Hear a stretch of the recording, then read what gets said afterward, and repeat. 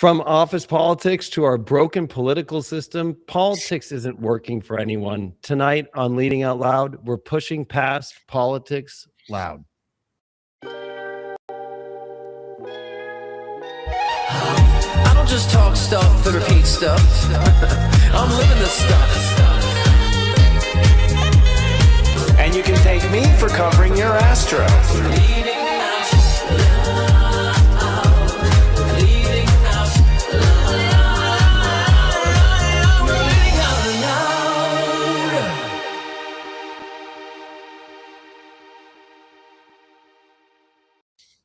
Welcome to Leading Out Loud, the spiritual shift show that's woo and wisdom. I'm step astrologer and channel Sensei Chris Witecki. And I'm David Palmer, the Leo King. And I'm Scott Cruz, psychic medium and mentor with scottcruzpm.com. How you guys doing? How's your week been this week? It was tough. Anybody go? Yeah, this is a tough week. We're in a shit show, really. I mean, of astrology will tell you that. I mean, but there's a lot of things changing. In the big picture, I think what's changing is that a life is dying. The life that we were trying to survive. See, words aren't working, but the life of fight or flight, I think is really dying. Like I am here on this microphone right now. No, ultimately we have an ego change in Aries. Aries is always tough because where you are strong or where you are not strong. And that itself is being redefined. What strength is being redefined. I mean, how would you put it, David? Yeah, I mean, I think it's feeling like a really big sandstorm and the sand's getting in between your eyes and you have to keep walking forward and it's hot. Yeah. But so it's like we have the ability to move forward, but it's coming with very Saturn based stuff like Neptune. Yeah. There's confusion with Saturn structure, but with Mars coming into Aries here, it's now there's like going to be like this energy pushing us like even farther ahead into this. So I hope you have sand goggles on, you know. I don't know how it's you're definitely feeling, Scott, swampy. energetically, like with the psychic vibes right now and what you're feeling energetically. It's definitely swampy. You know, that's the best way I could say. It's like walking in the water, you know? And so, I definitely feel for me, you know, a lot of my realizations have been like, are you taking care of yourself? And it's like, no, I got to keep going. Like you all trying to go forward. And I feel something holding me back. And I feel like that holding back energy is like, there's other things to take care of right now. And I think that now is a time of priority. And I think of what are your major priorities right now? And maybe perhaps we're making things that are not our priorities. And so I think it's putting that in gear right now because I feel like by mid-April, things are going to like pick the fuck up for a lot of people.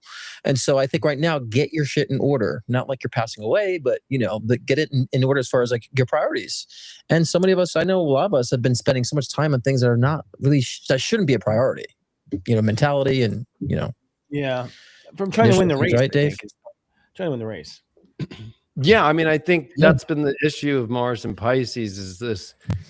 We're cutting away so much that's really not going to align with us spiritually with this new life, this new world, but also it's a reaffirmation of who we are at the highest level now. So, you know, as we've been doing that, there's also been this background energy that's cutting away. I think this is the biggest cut we've ever felt spiritually of things that are not in alignment. You have to surrender to and just let it happen. And that's a weird experience to be building the new front door that you're holding open while you're closing the back door at the same time, you know, but that back door is closing here this week. And I think it's going to be like, that's what he said. Have good energy. It's for the better. It's just hard to believe it, you know. And you have to let go of a lot of the things that have been, you know, your teddy bears the whole time. And many of those, you know, things that are teddy bears are actually you coping with issues, with problems, with shadow. You know, we've been holding on to things that were coping devices for other problems, and so those old problems are coming to a close, but we don't have anything new to hold on to. So it's this really weird in between moment. And you know, I just think you're right, Scott. It's about priorities. This is Aries energy, which is step 9. Step 9 is when you take action, you go. And when it comes to taking action, you can only do so many things at once. You're forced to prioritize at that point. You can only run so many, you know, ships to the moon. You can only do so many things. You're limited when it comes to action. So it forces you to choose what's important and what's not, you know. So you have that funnel. Yeah.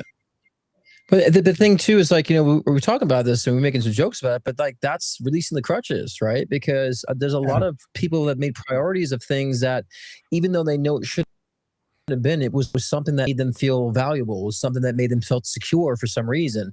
And I see a lot of people who've been giving, Christopher, and they are starting to realize, I gave so much, I'm kind of left with nothing now. I've been burnt, and so I made other people a priority, and so now I just make myself a priority. And so, yeah, and I was making reads for the Taurus energies, Christopher, and it's really an identity shift this year for y'all, and really coming to understand huge. what's important and really focusing on yourself, It's huge for Taurus this year.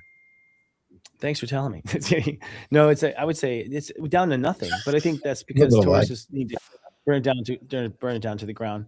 Aries is Taurus's actual our confidence, our faith. Our faith is Aries. So we come to the planet already with faith locked in and ego. Like, this is our faith, and that's what it is. And it's like I always say, a bull in a rowboat. It's very uncomfortable to be changing a rock solid faith when you're still trying to produce and manifest. So it's quite a trick. But I think what's going to happen is Tauruses are going to pull out. I mean, we're pulling out of a lot of investments, and we've been financing a lot of things, and people underestimate what we were doing for them. But we're all kind of now having to streamline and cut off the things that didn't have a return. Yeah, and I think that's where Uranus being at the last degree of Taurus, we saw Uranus come in May 15th, 2018. Here we are in beginning April of 2026. And so almost 8 years now of dealing with Uranus and Taurus. And so when it comes to holding your standard, holding your values, there's another test. You have to raise the bar to the highest that you've ever done before. And that, I think, teams well with Mars seeing the sextile to Uranus right now, is that in order for things to actually move forward, you have to know who you are and define it, but then you got to know how to hold that energy and also surrender to the things that aren't going to be going with that higher vibe now of your values. And so I think this is a really important time, because there is this instability around when it comes to like holding your value, knowing that value. And also Uranus and Taurus, it makes the world, it makes the physical reality feel unstable, and you have to get used to it. You have to like realize, hey, I'm okay because I understand my values and I know how to love the things in my life that I value the most. And you can't be so afraid of it being lost. Right now, whatever's being taken out of your life is definitely a blessing. And I think, like you said, the unstable energy is actually a blessing, because it's saying nothing's permanent, right? And so that's a good thing. That means the unknown is obviously not permanent, right? And so I think a lot of people having that challenge of really understanding their true spiritual sovereignty. That's the thing for Leos, David, is the spiritual sovereignty. You guys have been really focusing on how it was like to be the humanitarian, the being of the age of Aquarius, and come together with community, and now you're starting to recognize, how can I now be my sovereign self without leading, without being amongst other people? So I think this is a wonderful breakthrough for Leos as well, David. So this is wonderful spiritual sovereignty for you as well. I think we're all kind of in that position right now of finding that sovereignty of the soul, and that means that sovereignty is we're pushing away all those shitty beliefs. It took me so many years to purge the Christian ideology out of my subconscious. Years of guilt and punishment. And it wasn't until like 2 years I finally nipped it all in the butt. And we all have that underlining with our previous incarnations too. And so I think we're breaking that this year. That's the innovation for 2026 that I'm so excited about. So both you guys are having that windstorm, but oh my God, you guys have so much beyond this year of a huge change for both y'all. So I'm excited for your changes. Well, Tauruses have Aquarius in the 10th house, so we will own the age of Aquarius. Well, I don't know about that. We'll build it. Aries we'll actually run it. It's kind of interesting to see. Virgos keep it alive within the 6th houses, and Leos marry it.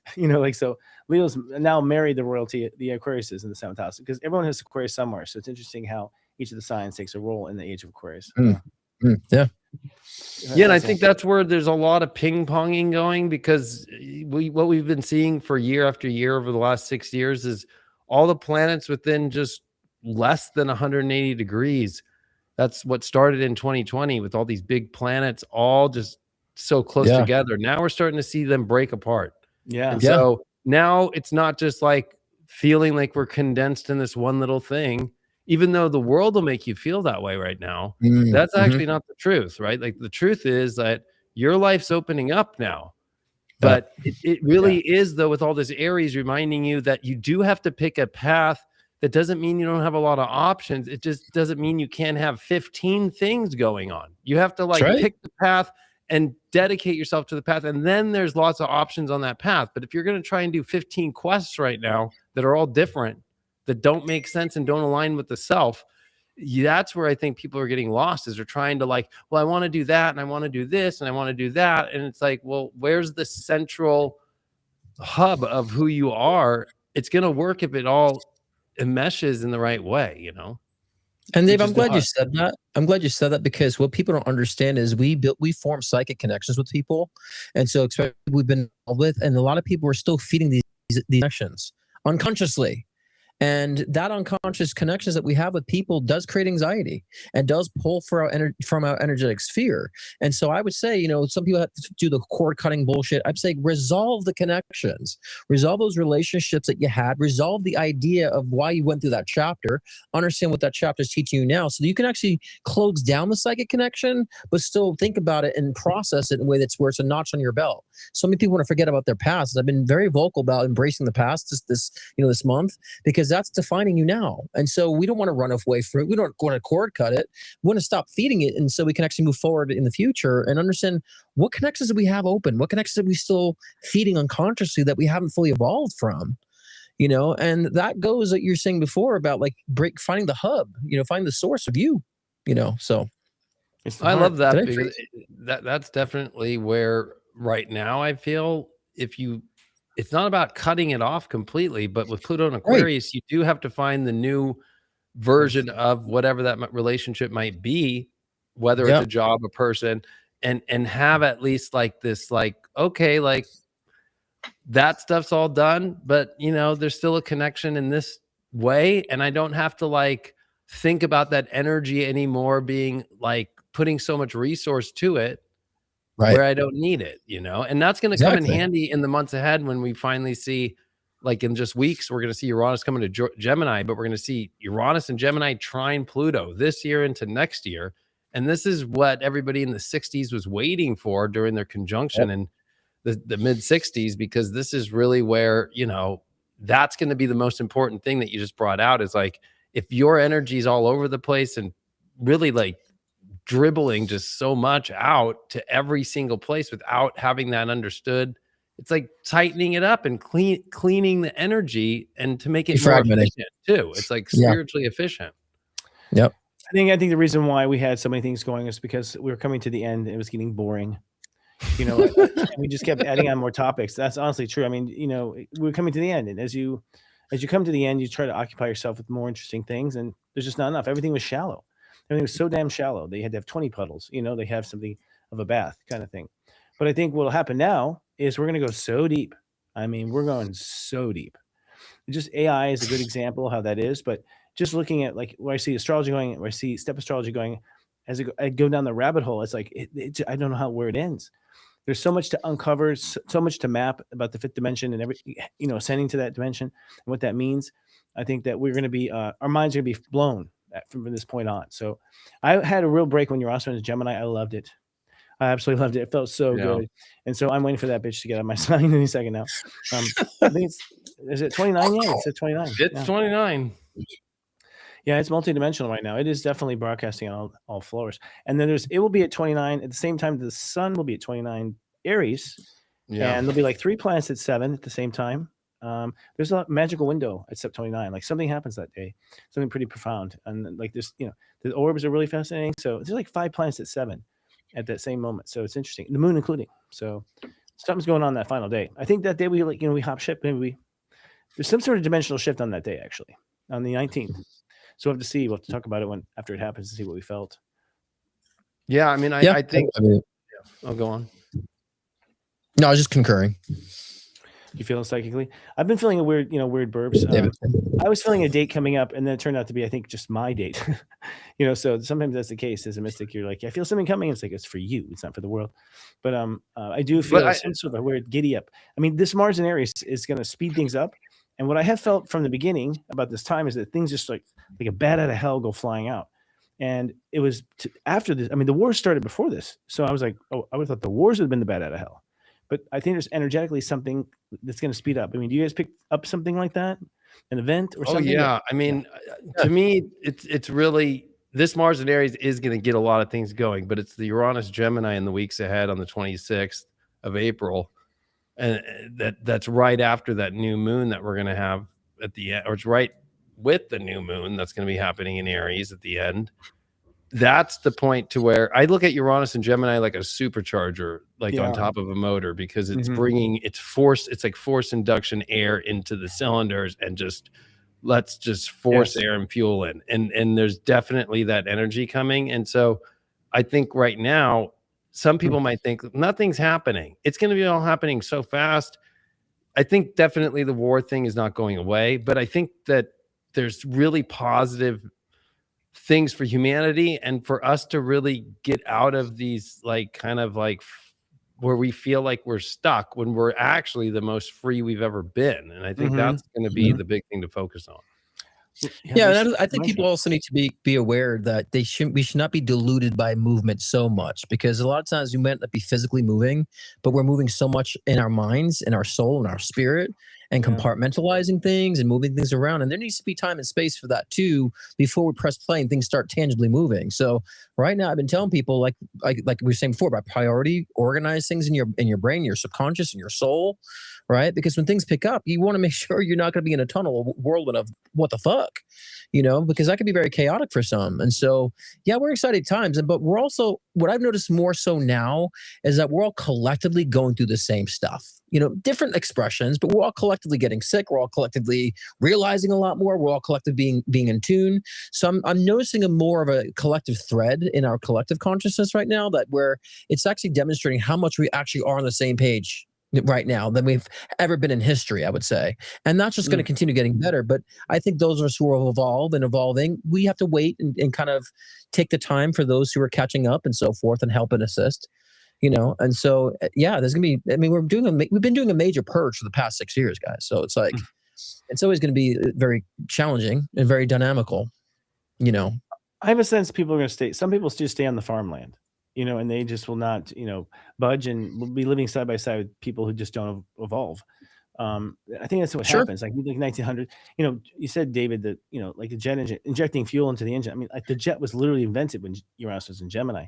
And I agree. We're going to probably have a propulsion system. I bet a new propulsion system coming out. V2 rocket. Yeah. Yeah. We'll probably have something like that coming out. And I've seen Geminis actually flipping out the last couple of weeks where they're like, I'm literally saying to me, "You're blowing my mind." And I'm like, no, your mind was locked down, dude. You were thinking in these like loops, because Geminis kind of think, horizontally. And they're very brilliant horizontalists, but now Uranus is going, nope, there's vertical too. And you can switch between horizontals. And they're like, oh my God. So they're up for a real, it's interesting to watch them, because they're all, I think Gemini is more brilliant than they've ever been, frankly. I think humans are more intelligent than they've ever been. So it's not like they're behind, but they, in all their intelligence, you're about to see them discover more than they didn't know they had. Yeah, and I think with Uranus Gemini, it's kind of interesting to bring up the Nazis, because their technology was far superior than anybody in the world. They actually created the first supercomputer as well during Uranus and Gemini. Most people don't know. You can look it up. But they had a computer. There's also evidence that they created what we know as the flying saucer today, right? Like the Nazis, right? But it's kind of weird that it's a time to where even if you have the best technology and you're using it, you fail.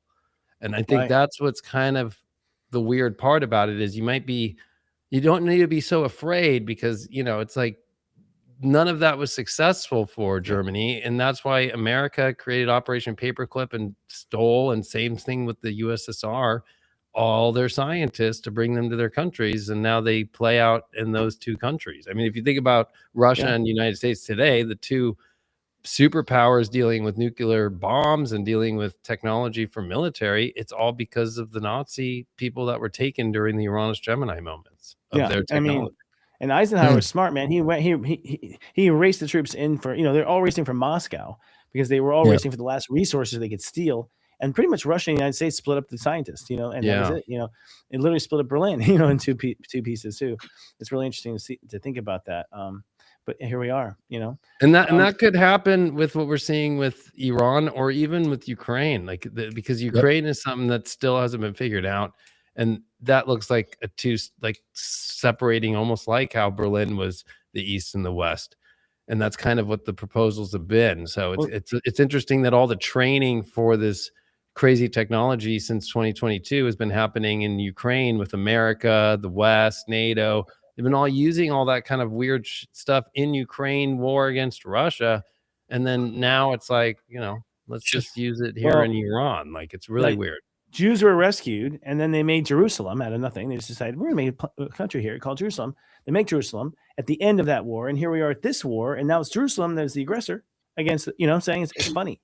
And they're the ones making the technology, frankly. They have all the genius, from what I understand, all the hack technology and all the technology of like the web and stuff. The pagers. Be careful, the crutches too that they got. Yeah, huh? It's interesting. Times roll on. Is it time? Speaking of that, should we go to the headlines? Yeah. We shall. Actually, the first one we have is a high school student invents a filter that eliminates 96% of microplastics from drinking water. System uses ferrofluid, a magnetic liquid. Water flows through the device. The ferrofluid binds to microplastic particles. Then a magnet then pulls the ferrofluid with attached microplastics out of the water stream, which is interesting. So, it's great and all, but my thing is like, wouldn't it just be easier if the corporations stopped producing things in so much plastic? It's always us to try to figure out how to do the recycling thing. And I remember in the grocery stores, paper, plastic. It's like, I'll take paper, but all your groceries is bagged in plastic shit. So, I really think we should start enforcing corporations to put things in paper and back into glass, and it'd be a lot easier. Otherwise, we wouldn't have to be doing all these discoveries, So it's great, but I think that corporations are the ones responsible. I agree.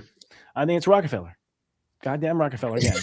Goddamn Rockefeller. It was Rockefeller. It was. He's the one that pushed all oil and all this stuff. He pushed oil into medicine. Yeah. He pushed oil into all this stuff. It was him, the Rockefeller. But and as a result, now we're going crazy with it. I take out the garbage now. I can't fit my garbage in my garbage because I have so much plastic. There's like containers that I can't really squish because they pop back up, and everything you buy in the store is in plastic. I mean, we're eating plastic all the time, so it's a problem. It's a real problem. It is a problem. Yeah. I was going to say that, like, one of the biggest issues with microplastic is in reproductive for male and female. Right. Mm-hmm. Exactly. And so we're seeing the biggest decline right now in the Western countries about birth rates, and we're the ones using all the plastic. So I think this is the right step to start. And at least, you know what? You got to give credit to these younger kids coming up with this kind of stuff. But I think you're right. Like, it can't just be this, right? That's not going to do enough. It's everywhere.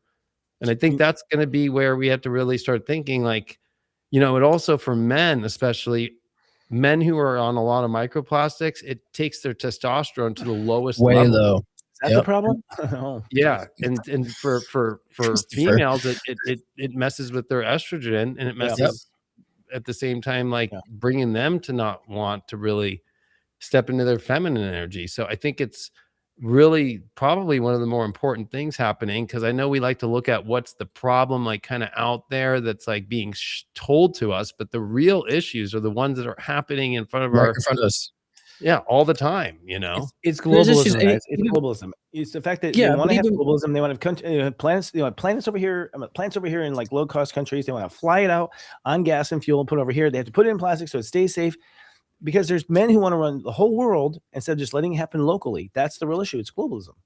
But we're getting a cocktail of shit. So the plastic, the petroleum, the metals that are coming from the chemtrails. I mean, it's everywhere. We're in a cocktail of shit.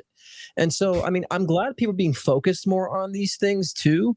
But we have to find ways to combat that. I always say, it's really good right now, especially with this horrible air quality we've all been having. Just take quercetin every week, with vitamin D and zinc. Like, take that to combat the metals to build up your immune system. And we're also being tackled by the gut too. Our gut is a core of our health. People think it's your immune system, like the gut. And so we're getting tackled with stripping nutrients from our gut. Right. And so we're being like filled with this cocktail of crap that we need to be very aware of with our health. And that also affects our cognitive functions too. Depression. Right. Yeah. And so we have to be aware of all these different avenues that we're getting infiltrated by these toxins and how to really purge and combat that. And I think it's hard. It's hard because all these people that make plastics everywhere, but it's like these old people from back in the day love their silly putty and their Play-Doh so much because it's so easy to make plastic and just instead of actually real things. Like, And that's what's difficult is if you think everything, whether it's a speaker, I mean, I'm just like looking around, it's like everything's plastic, right? You can look around wherever you're at right now, you have plastic somewhere right next to you. Everywhere. And that's the problem, is that every factory is retrofitted for plastics. And then it's so funny that when they make all this crude oil and then they actually turn it into, whether it's fuel or they turn it into diesel, a lot of it is turned into the plastics, right? Most and of it. so like it's like 30% of what they do when those rods, when they're, so it's like we've built the whole entire thing around oil, not just for our cars, not just for diesel, not for, it's literally to make everything. And I swear it's like we live in a weird pedo PDF world, and they love silly putty, and they made that into plastic, and they can't get over it. It's like, and they like shiny. That's what's sad, especially having kids. Like you have to think about that stuff. So with my little ones, it's like, you know, we do even rubber, even rubber toys aren't rubber anymore. You know what I'm saying? Right. So it's like a polyurethane, which people are wearing as clothes, which is just as bad too. It's a microplastic as well. Yeah. Thanks, Lego. Sheen. Next headline, I think we're Oh yeah, and so U.S. and Israel declare a 2-week ceasefire in Iran. Well, U.S. I think did. Key condition: Iran must immediately and safely reopen the Strait of Hormuz, critical for global oil shipments, and stop attacks on the U.S., Israel, and regional countries. I don't know. The whole 2 weeks thing is more of, I think, Trump kind of taking a step back. Anytime Trump says 2 weeks, we're going to forget about it. So that 2-week kind of demand seems a little rare, but. I don't sense this is going to be resolved in 2 weeks. Iran has been pushing back, obviously, and kind of mocking our administration. So I don't think it's going to be over in 2 weeks. I think they're not going to relent on this as far as the opening of Strait of Hormuz. I think this is go on way beyond the 2 week time frame. So, you know, and you should not trust the 2 weeks because this is war. We never tell the truth. I mean, look at any war and study the history. They were never putting out the truth. There was always a smoke screen to trick him to this and trick him to that. In fact, trickery is like one of the biggest things they did in World War II, was trying to trick Hitler and where troops were and they weren't. So I wouldn't trust any headline or any timeline personally. But I also think you're right. I think you think this is gonna be over. This is a Vietnam, and this is not gonna be, these people will not stop fighting. All their culture is based on it is staying alive and surviving. You know, so if you look at their step numbers and stuff too, it's all based on survival. So you're not going to squash a country that's based on survival. They're just we pissed off. We pissed off so many other countries, so it's not just going to be like, okay, because so many other countries been pissed off. Like we pissed off NATO. Like there's so many things that we've disrupted that there's going to be a lot that we're going to have to do to rebuild these relationships. You know, moving forward. So.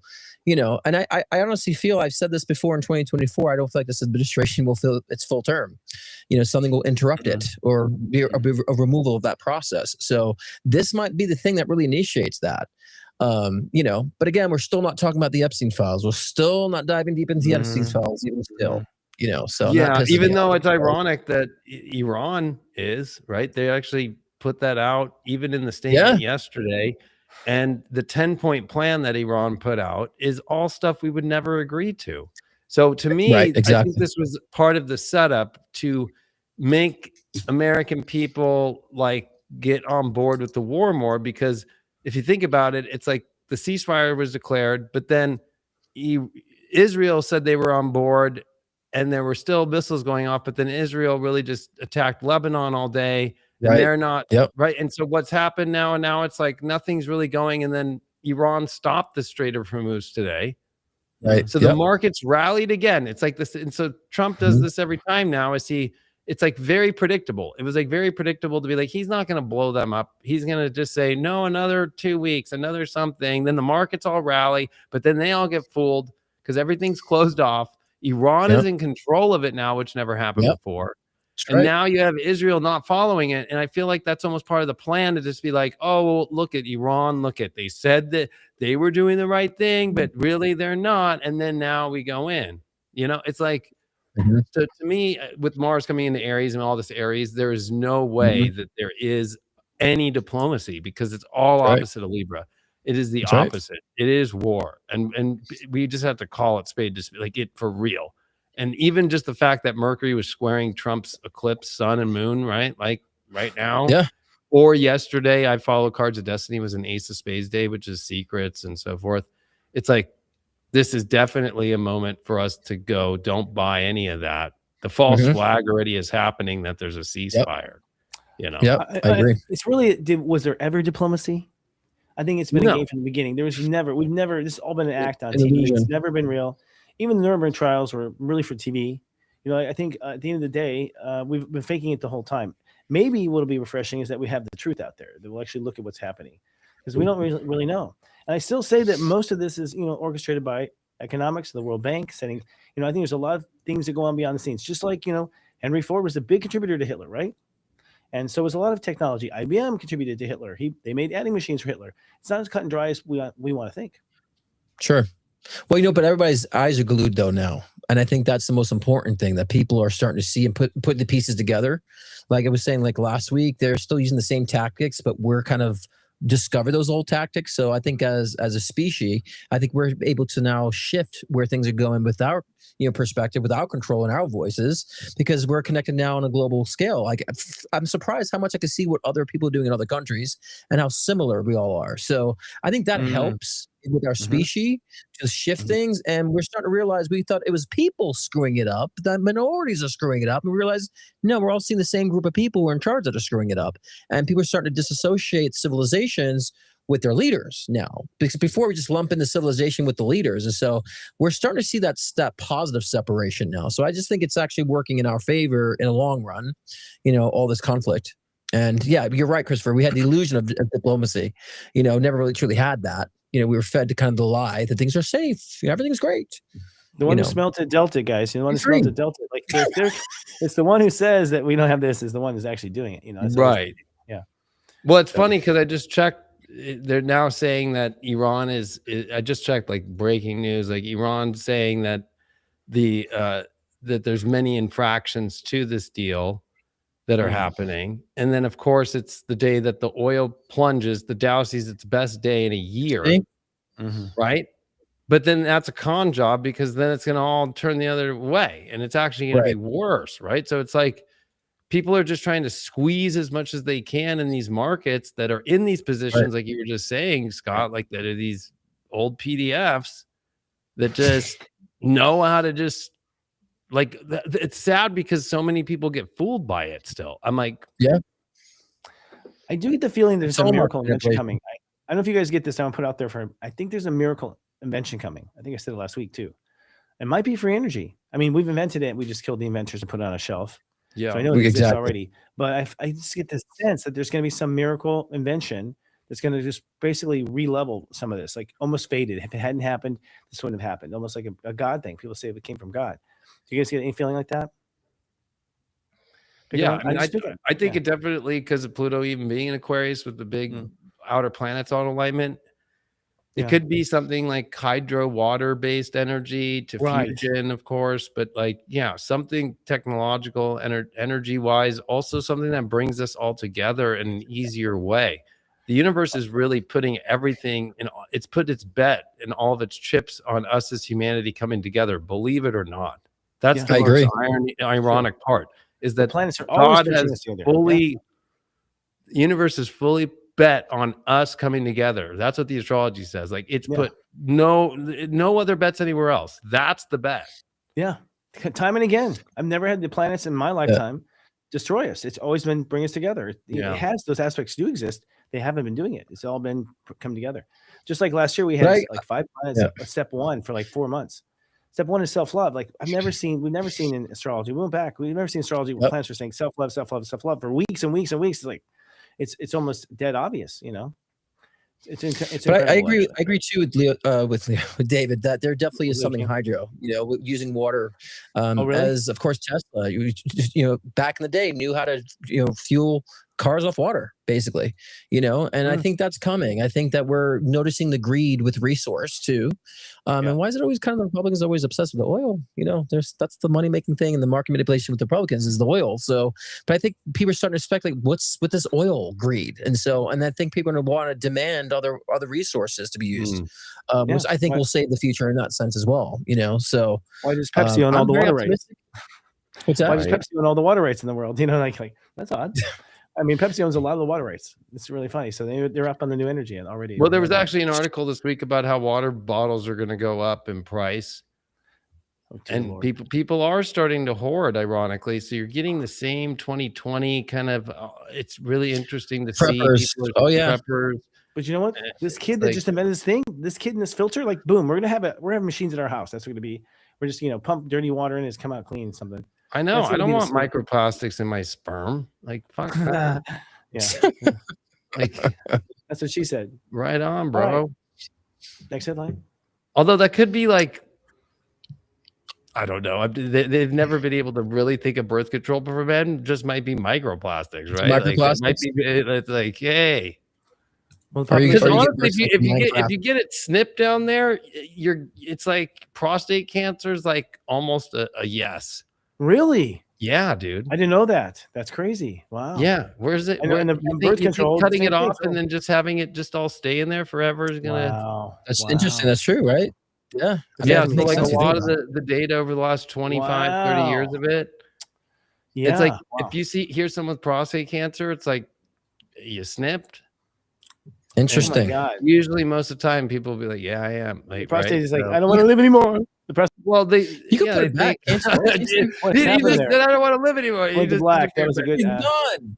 But I was going Right, to say that's that You can it's reverse like if you cancer, think like- about it, they try to say, "Oh, the sperm just dies in there." It's like No. I Well, think I'm a human weren't- design guy, right? So it's like you think of the sacral energy, right? Feminine or masculine. It's meant to regenerate. It's meant to get Right. out. It's not supposed to die right? there. Like, it's supposed to come out. It's Right. not supposed to just stay in there forever. You can't Well, just it's put a also funeral, that's a disruption to natural order too, which of course that creates a Correct. lot of resistance energetically, and that's going to just sit right there, right? And so, I agree, and we have a time frame. I said, what's so bad about letting come again? If you don't do anything with it, then it's just going to come out in a wet dream somehow.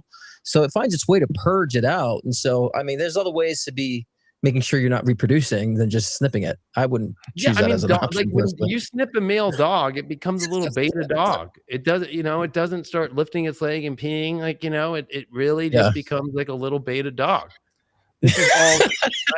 I'm Yeah, yeah. serious. So Yeah, you think with humans it's gonna Wow. change? Like it's Yeah. not gonna. It's gonna be the same thing. It's the Roman Catholic Church actually. That's why we're getting vasectomies, because we felt it's sin to have sex without procreating, and so basically you want to be able to not procreate, and you want to be free of it, and you're afraid of having more kids, and that's what it comes down to. Where this fear of having more kids or whatever. Some families had huge kids, lots of kids, and some families didn't. Like it just kind of came down to, I think, the spiritual plan.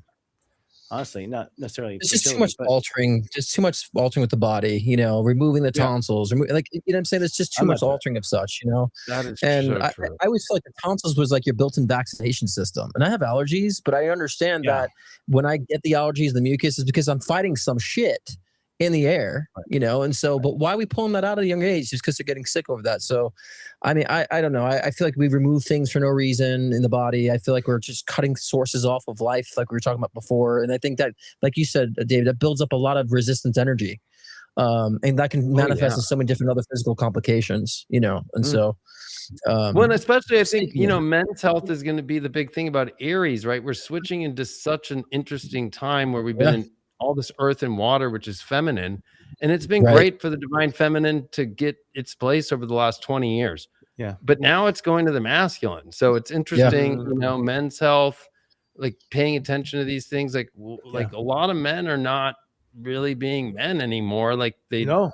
are Well, why is forgetting this- about it, and then I think Testosterone? we're losing. Like I think the core of a man is honor. I think that's where we're losing honor. Men are just kind of like out. Like it's kind of sad when I go on Instagram now. All I see is just like these men. I don't even want to call them men, but they're fellow men, so I'll call them men. But they're just chasing whatever somebody else is doing. They're doing things without honor. They're looking for the quick, fast hit of something. And it's like I won't be surprised if like there's some Instagrammer that'll say, cut your nose hair all off, right? Like you need to do that next, and that'll be the cool new thing, and then get rid of that. It's like what? Like that's that- the filtration system itself. It's not honor, it's But that's- erections. We've lost erections. That's the problem. And for But some, that's- why have we, by the way? I mean, why have we lost erections? I mean, the erection pills Yeah, that- everywhere, that erection was ads not ads normal. everywhere. That was was not not normal. What's that? That was not normal. There was 80-year-olds making babies all the time in the old days. I know that's what I'm saying. Why can men not, keep it up? And why are women not being able to carry children at birth? It's something new. That's something that needs to look at. Well, it's to me, that's the whole psyop of here. We're supposed to be confused and not know where we're truly at. Let's look at even the rise of feminism, right? These tough and strong women. It's so out of balance with the divine feminine, divine masculine. I feel like our species trying to evolve and to understand that we both have the balance of divine feminine and divine masculine within us and how we fit in with that. So there's been a huge disruption, I would say, with I feel like there's been a huge narrative in psyops to make us all confused about who we are, what we are, and focusing on things that are not so important about who we are versus understanding, like embracing what we are and how to really evolve with that. So I just see that with this confusion with gender and all this stuff, and now gay people and trans people are the reasons. But it's just we've all been imbalanced with all these infiltrated ideas that I think throw us in confusion. I agree. Right? Because first, Yeah. a man's going to be a certain way, a female's going to be a certain way, then people resist that, then they go the other direction. So it's all these extremes that I feel like we've been placed upon our conscious in culture, which I feel is controlled and planned. And so the more they keep us confused of who we are, the more they succeed in being in control, right? And controlling our mind. Yeah.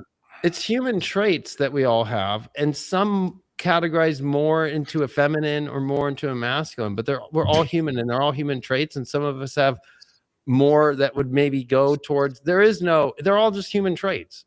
We're all humans. So it's like the idea that this is the only traits that you're allowed to have, and these are the only traits you're allowed to have, is really and that creates extremes. It's extremes, because then people are going to resist and want to go the other end of the spectrum, right? And be, if they're gay, well, I have to be feminine now in order so I can be defined as something, instead of just being a gay guy who's masculine. Right? The feminist movement, old feminist movement in the 70s to get girls to women to be able to go in the workplace happened right when the gold standard was taken away. So the gold standard is taken away. Suddenly now you don't have a stable coin, right?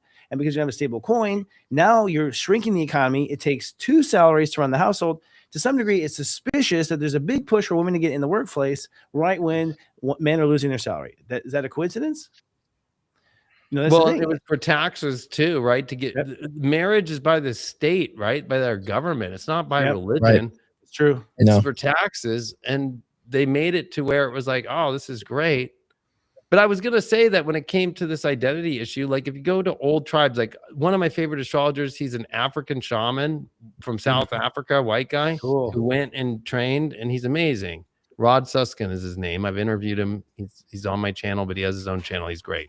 But he says it best, like, in these African tribes, the ones that don't talk to outside world, don't have a TV that he's lived in, like if you are somebody, like, it doesn't matter if you're a man or woman. It's just like, okay, the person who we would think is maybe got some sort of physical ailment, like, they're, I don't know what, I'm not going to say the R word right now, but that we think they're that.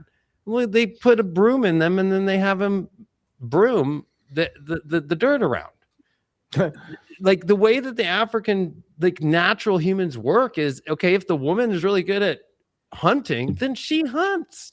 Yeah, they don't care. Yeah, it doesn't matter. Whoever's best for the doesn't matter. Okay, that dude can climb trees and get all the fruits. Okay, great, go for it. That woman is better at nursing all the baby, because that's what's crazy too, is women, like in tribes, like the elderly women who are past menopause somehow develop milk again to do the babies that are around, and so the mothers can go out and do other things. I'm not even kidding. Yep. No, it's true. Yeah, I believe that. So the way we live in this kind of bubble-less, like you have to be this way, is so actually the opposite of what we really are. But that's to me, I blame American culture. I blame American culture for that, because American culture has been on the extremes. This is what a female looks like. This is what youth looks like. This is what toughness looks like. And so I really feel like right now what our consciousness is resisting that. And it's gone to the other extreme. And I feel like we're going to find the balance of that, because we're like the only culture, really, the American culture has infiltrated this kind of extremes when it comes to, I don't know. You have to wear, women can't identity. But in the Arab countries, women can't even wear, be seen their face. I mean, I think every in those countries, right? Gone a little bizarre with every culture has gone bizarre somehow. Or binding their feet in China. Like, come on, you made your feet be but bounded. religion. Yeah, But that's religion Americans is created that religious shit. So too. religion created that stuff in those Middle Eastern countries, just like there's Christianity and Catholicism. Christianism created the whole, imbalance with male-female relationships. Religion created that disease. That's not natural to us. They say in Atlantis it was women that looked down at men, and that women ran the whole damn thing, and that they thought men were Interesting. just good for sex and moving big objects. Which I'm like, let's go Yeah. back there. Let's go back there. I'd love it. I'll take it. But apparently women were arrogant. So the irony is if that's true, if we find out that in fact this is full circle, that women were arrogant and then men became arrogant, and then whatever, maybe now both will not. Swing the but women pendulum. frankly have a power that men don't have. Women can create. I mean, they are biologically better. They can procreate. They don't need us technically to go on, especially with modern technology and freezers. So Yeah. Next topic is speaking of male female. Yeah, Exiled crown prince calls for Iran's armed forces to overthrow the Iranian regime. Reza Pahlavi, the exiled son of Iran's last Shah and a prominent opposition figure, issued a direct appeal to Iran's armed forces, military commanders, and police, urging them to defect and abandon the Islamic Republic. What do you guys think about that? It's hard That's to get every rid war. of martyrdom because you have to remember, especially in that version of, it's not Arabs, they're Persians and they are Shia, right? And they are much more about the connection to the bloodline of Muhammad. Whereas Shiite is much more like, no, we don't need to have anybody that's like kind of like a pope, right? So you have to look at Iran as like the Catholic Church, right? It's like the people there look at whoever's the Ayatollah as the supreme leader of deep connections with blood to Muhammad. Yeah. And then the martyrdom, like, I will die for Allah, right? Like, so that's the problem, is that it always comes back to the religion. Yeah. That's right. Yeah. I mean, in America, I want to laugh because, you think of the American, like, pro-America person, and they're so against all these things. But if you look at the founding fathers, they wore wigs and tight pants.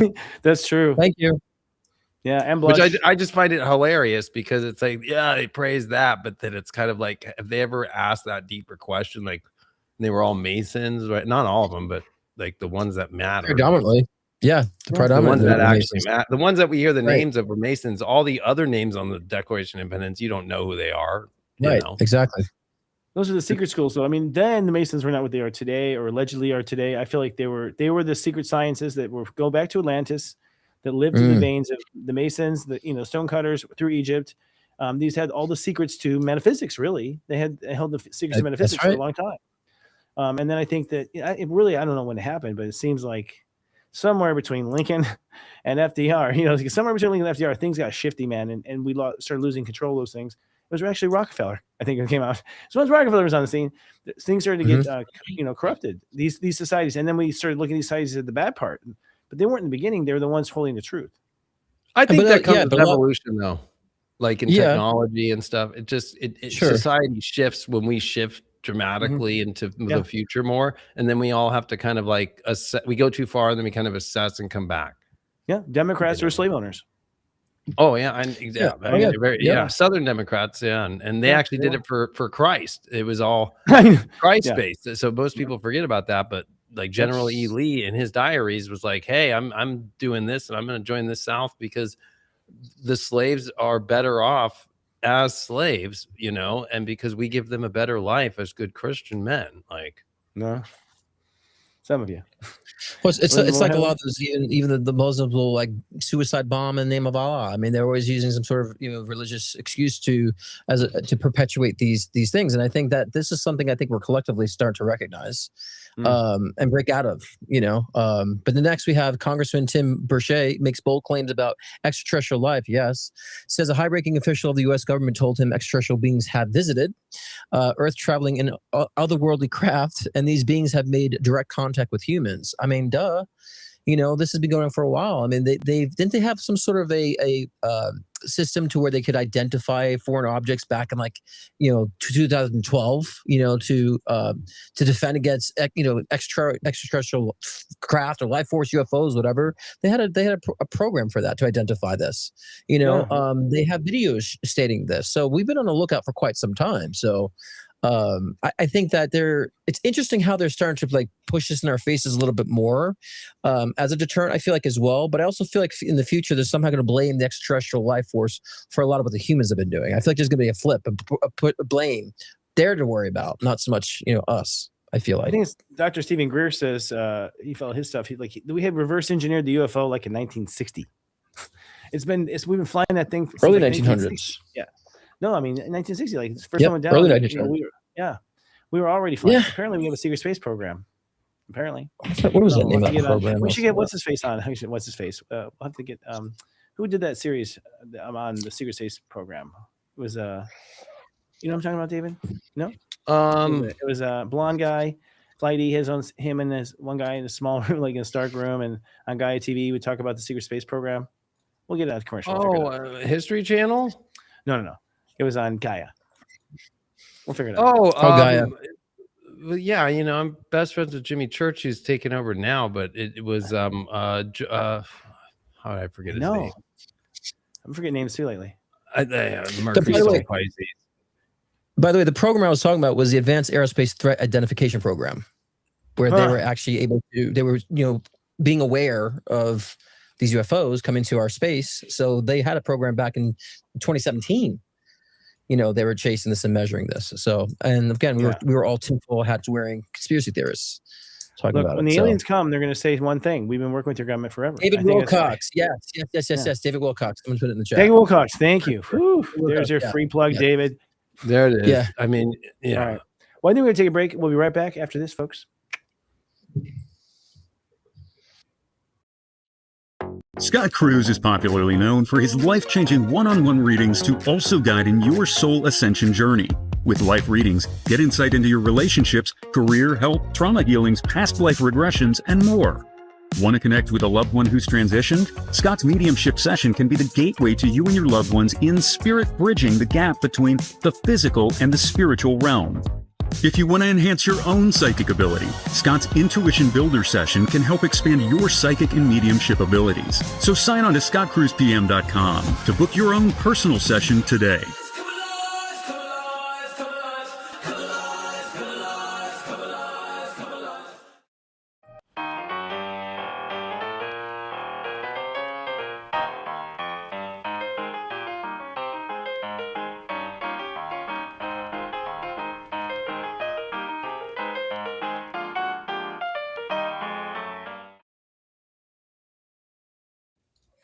That was lovely. Yeah. Part of our secret science backstage, right? Well, now it's time to talk about what the show's about this week. We have a topic? We do have a topic. Well, I think we were still talking about the alien. Oh, we want to pick up with that? Yeah, we can. I think it was interesting because it was broken by a live interview on TMZ. That's a first, okay? Right? Yeah. So, and by the way, who's in the Epstein files, right? Who is? Yeah. I don't know. Whatever his name, that's on TMZ, the owner of it. Oh, really? That guy? Yeah. Yeah. He would use him to get things out. Got you. Oh, really? Yeah. Interesting. I don't know why I can't remember a person's name today, but it is. Harvey Levin. Yeah, Harvey Levin. Yeah. Harvey Levin. Anyway, but Tim Burchett said it because Matt Gaetz came out and said it last week, and I've actually met Matt Gaetz in person. Yeah, I trust him a lot. I do too. And I gotta say that this is what he also said, Tim, on the show, that they went to a base with Paulina Luna, with Matt Gaetz and him. They weren't allowed to go see things, and then Matt called Trump and got the right things, and then they went in and they saw things. Wow. Then there was a private congressional hearing where one of these alien style entities came and talked with people in Congress. So it's getting it's getting so close to that. Then if you think about the war stuff, the meteors, the weird technology stuff, the orbs that are showing up everywhere right now, this thing is about pop. Whether it's Project Bluebeam or not, that's going to be, I think, where we have to discern. Is this trying to? I feel like we're going to know because it's going to try and serve some agenda for religions, see it, and everybody's going to claim that no, that's Muhammad, no, that's Jesus, no, that's Mm. the Elohim, right? And Yeah. that's where everybody's getting all giddy in the religious communities about it. Right. Hmm. Well, I think too. I mean, this is the reason why I think they're releasing a lot of this stuff is because we're actually close to contact. That's what I believe. Yeah. So they have to prepare us somehow, because I do believe probably within, might be think before 2030 there'll be some direct contact and communication with extraterrestrials, and so they're gonna have to somehow prepare for us, because then we're gonna say, why didn't you tell us about it? And we'll blame our government. So I think that's what it's evidence of for me, is that direct contact is right around the corner. Actually, I think the big secret yeah. is hybridization. We've been hybriding. We've been making humans. The reason why we can do clones of Hillary Clinton is because the alien technology allowed us to do it. They were the ones that had messed with the DNA the whole time. So I think what we're going to find out is that a lot of people walking among us right now are actually hybrids. And that's why they're so weird. There's a lot of weird people out there, and I was like, that must be a hybrid. Well, I mean, it's true. Uranus at 29 Taurus hits the seven sisters into zero Gemini. That's what they said.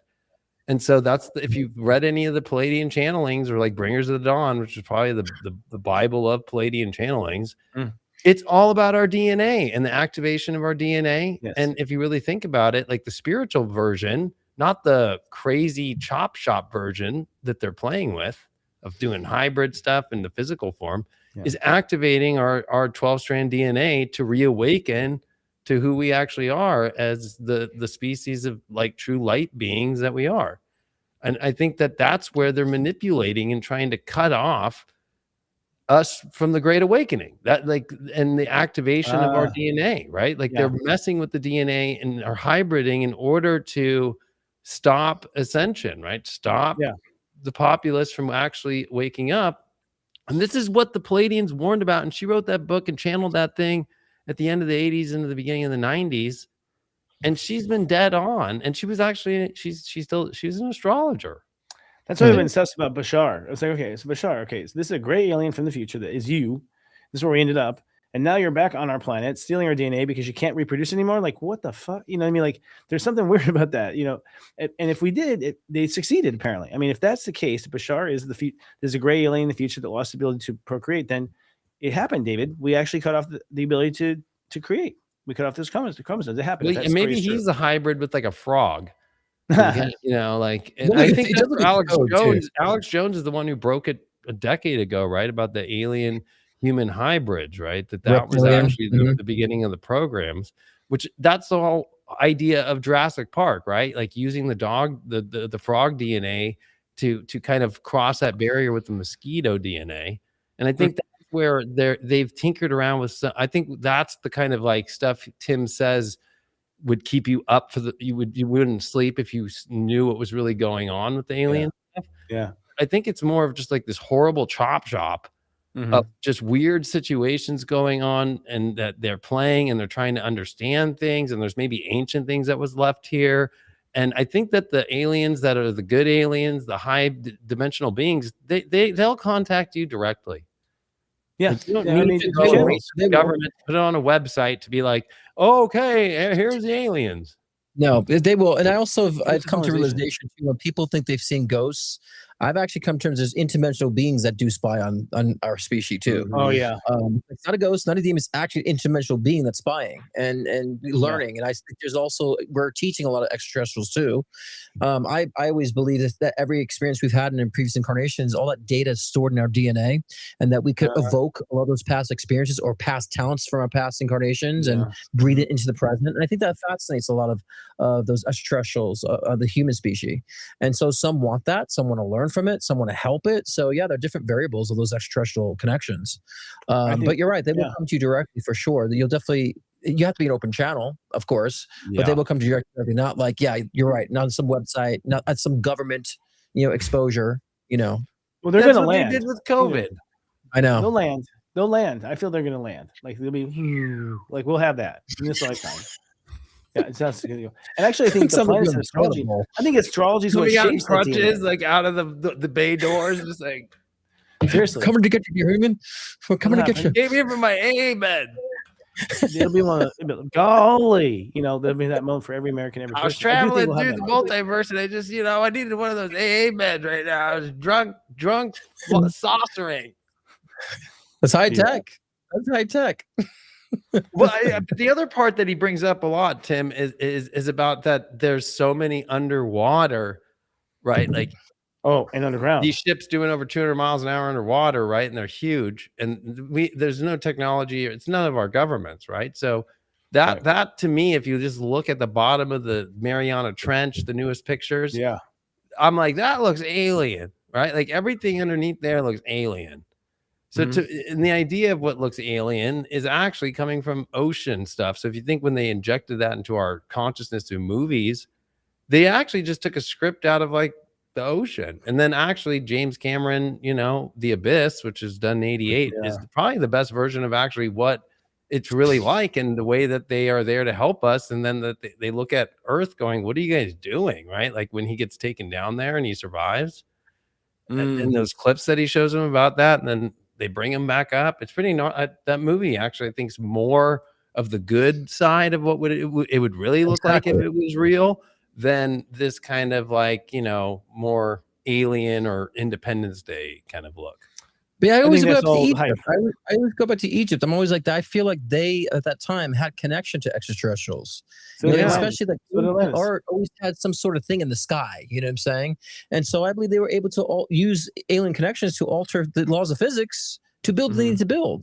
And to astral project and all that great stuff. So yeah, I think we need to look at we do have friends and we do have enemies too when it comes to extraterrestrials. And I think some of our governmental politicians are working with the enemies. That want to harvest, energy harvest, as we see a lot. Wendy Kennedy, Wendy Kennedy, who channels the Pleiadians, she says that the Pleiadians say that most of the bad ones are either trapped under our Earth underground because they couldn't get off the planet on the Great Flood, or they're not around right now. Like the good guys, apparently the good guys have kind of got Earth settled. And the tension is that the ones that are underground want to go home, and we won't let them. We've got them trapped there. That's what I understand to be the tension right now. So that Which could probably be is the really door is probably in Alaska. I mean, or the South so Pole. that- The South Pole is the door to it. Yeah. So that could be maybe what the whole analogy about demons in hell could like really be stemming from. Actually, is those beings trapped. That's a very good point. That's a very good point. You know? Actually, the idea of hell might just be dealing with them down underground. There's definitely huge underground Probably. stuff going on, and our government has tons of tunnels and stuff underground. I mean, that's one thing. The underworld. The new government needs to think about. When the new government is elected, KNEWI, by the way, is like, hey, what's going on underground, guys? And Yeah, are we because really having these minor earthquakes? that's the whole thing with the Iran war, right? Everything's underground, or in Israel, right? The tunnels that were built during the whole entire holy wars by both sides, whether it was the Muslims or it was during the Christians. That's where it's like to think that America doesn't have that when we have like NORAD, for example, in Colorado, built into the mountainside that goes down. Yeah. We're not even to know, but it's like 100 levels at least, right? We're doing things underground. I mean, even like in LA, they have all the underground things for the celebrities where there's Starbucks and stuff that people have worked at. And that's like where it's true too. Yeah. Like, I mean, apparently you can take a train from like LA to like, Denver in 15 minutes or something and speed paint, allegedly there's a conspiracy that there's, bullet trains to go underground with, U.S. workers, U.S. state workers and stuff being trained into Area 51. all of DC. Cause I went on the tour. I had an NSA agent who was like a fan of mine and went on a tour. Dude, I was underground on the train that got built during the Civil War that Lincoln took to get to the Capitol, right? And all of it's underground. So like the president you don't ever see the president drive up to the Capitol building. They go underground. And I've been under there. It's crazy. Wow, that makes sense. Yeah. It's awesome. So it's Like, like that's US where all the flags- senators, that's where all the congressmen, they don't go up the front steps unless the cameras are there. Right. The Interesting. press. But the Yeah. press goes down underneath there too. You might not recognize it, but they're underground whenever you see them. Mhm. And so the whole entire city's underground, right? Like Yeah. people, there is something to say about that. Plus, the whole reptilian thing comes from the Middle East. That's what the Pleiadians always say, where Iran is. And so, I'm not trying to say that if you're from there or something that you're reptilian, but it's kind of interesting too. In the Animatrix movie that goes to the backstory of it all, that's where the AI robots kind of were made, and this is where all the data centers are, and that's what's being threatened this week too, right? Was that Iran is saying they're going to take out OpenAI's big data center, this data center, that. Where's OpenAI has a data center in Iran? No. Yeah. What for? Why? Who do you think's coming up with all the money? What? Oh, see, that's sus, man. What do you It is mean very they sus, all are? right? They all That are in is it. us. That's just They like having all a are- why do we have a Wuhan lab for viruses in China? What the fuck, man? I mean, What it's do you crazy. mean? All of the big data centers now are funded from them, or we do stuff that is funded, but Oh, that's everybody's involved in that. and now we're bombing them. I mean, it's like, Well, no, Uh, now Iran is that. Iran's been smart. Iran's been targeting actual stuff that is going to affect the West, right? right. They're I'm they're sure not. that's So if you're afraid of them like throwing some nuclear bomb at us, that's not I'm their not. plot. Their not plot. afraid. They had game planned war game this for decades Right. when we would Yeah. attack, and they have mastered it. Right, like they've Mhm. cut off the oil supply, they've cut off energy, they've Right. cut off. Right. Look at all our bases got hit. Right, and it's like they act like we were the ones winning the war when actually we're the ones losing. We have an Right. F-16 that just got shot down by a rocket launcher that's done on a shoulder. Yeah, So- I'm not surprised that technology's here. I mean, we're getting good at that stuff.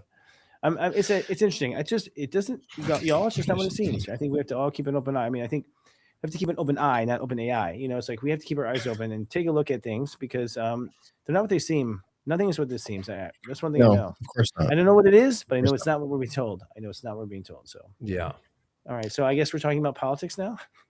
Well, Yeah, and he's pushing past politics is actually the title, so it's just interesting. We're leading from that, but I think that pushing past politics is more so. I hear a lot of people saying now, like, don't turn on the news. I used to say that 5-6 years ago. There's kind of thing, and some of you may not be able to handle the news. A lot of us need to be tuned into what's going on with our politics to understand where we're going and how to like really shift things. So, but pushing past us, I think that we have to understand how we fit in as a community when it comes to what's going on and where we can find ways to make a difference in our communities based on what's going on in our political space.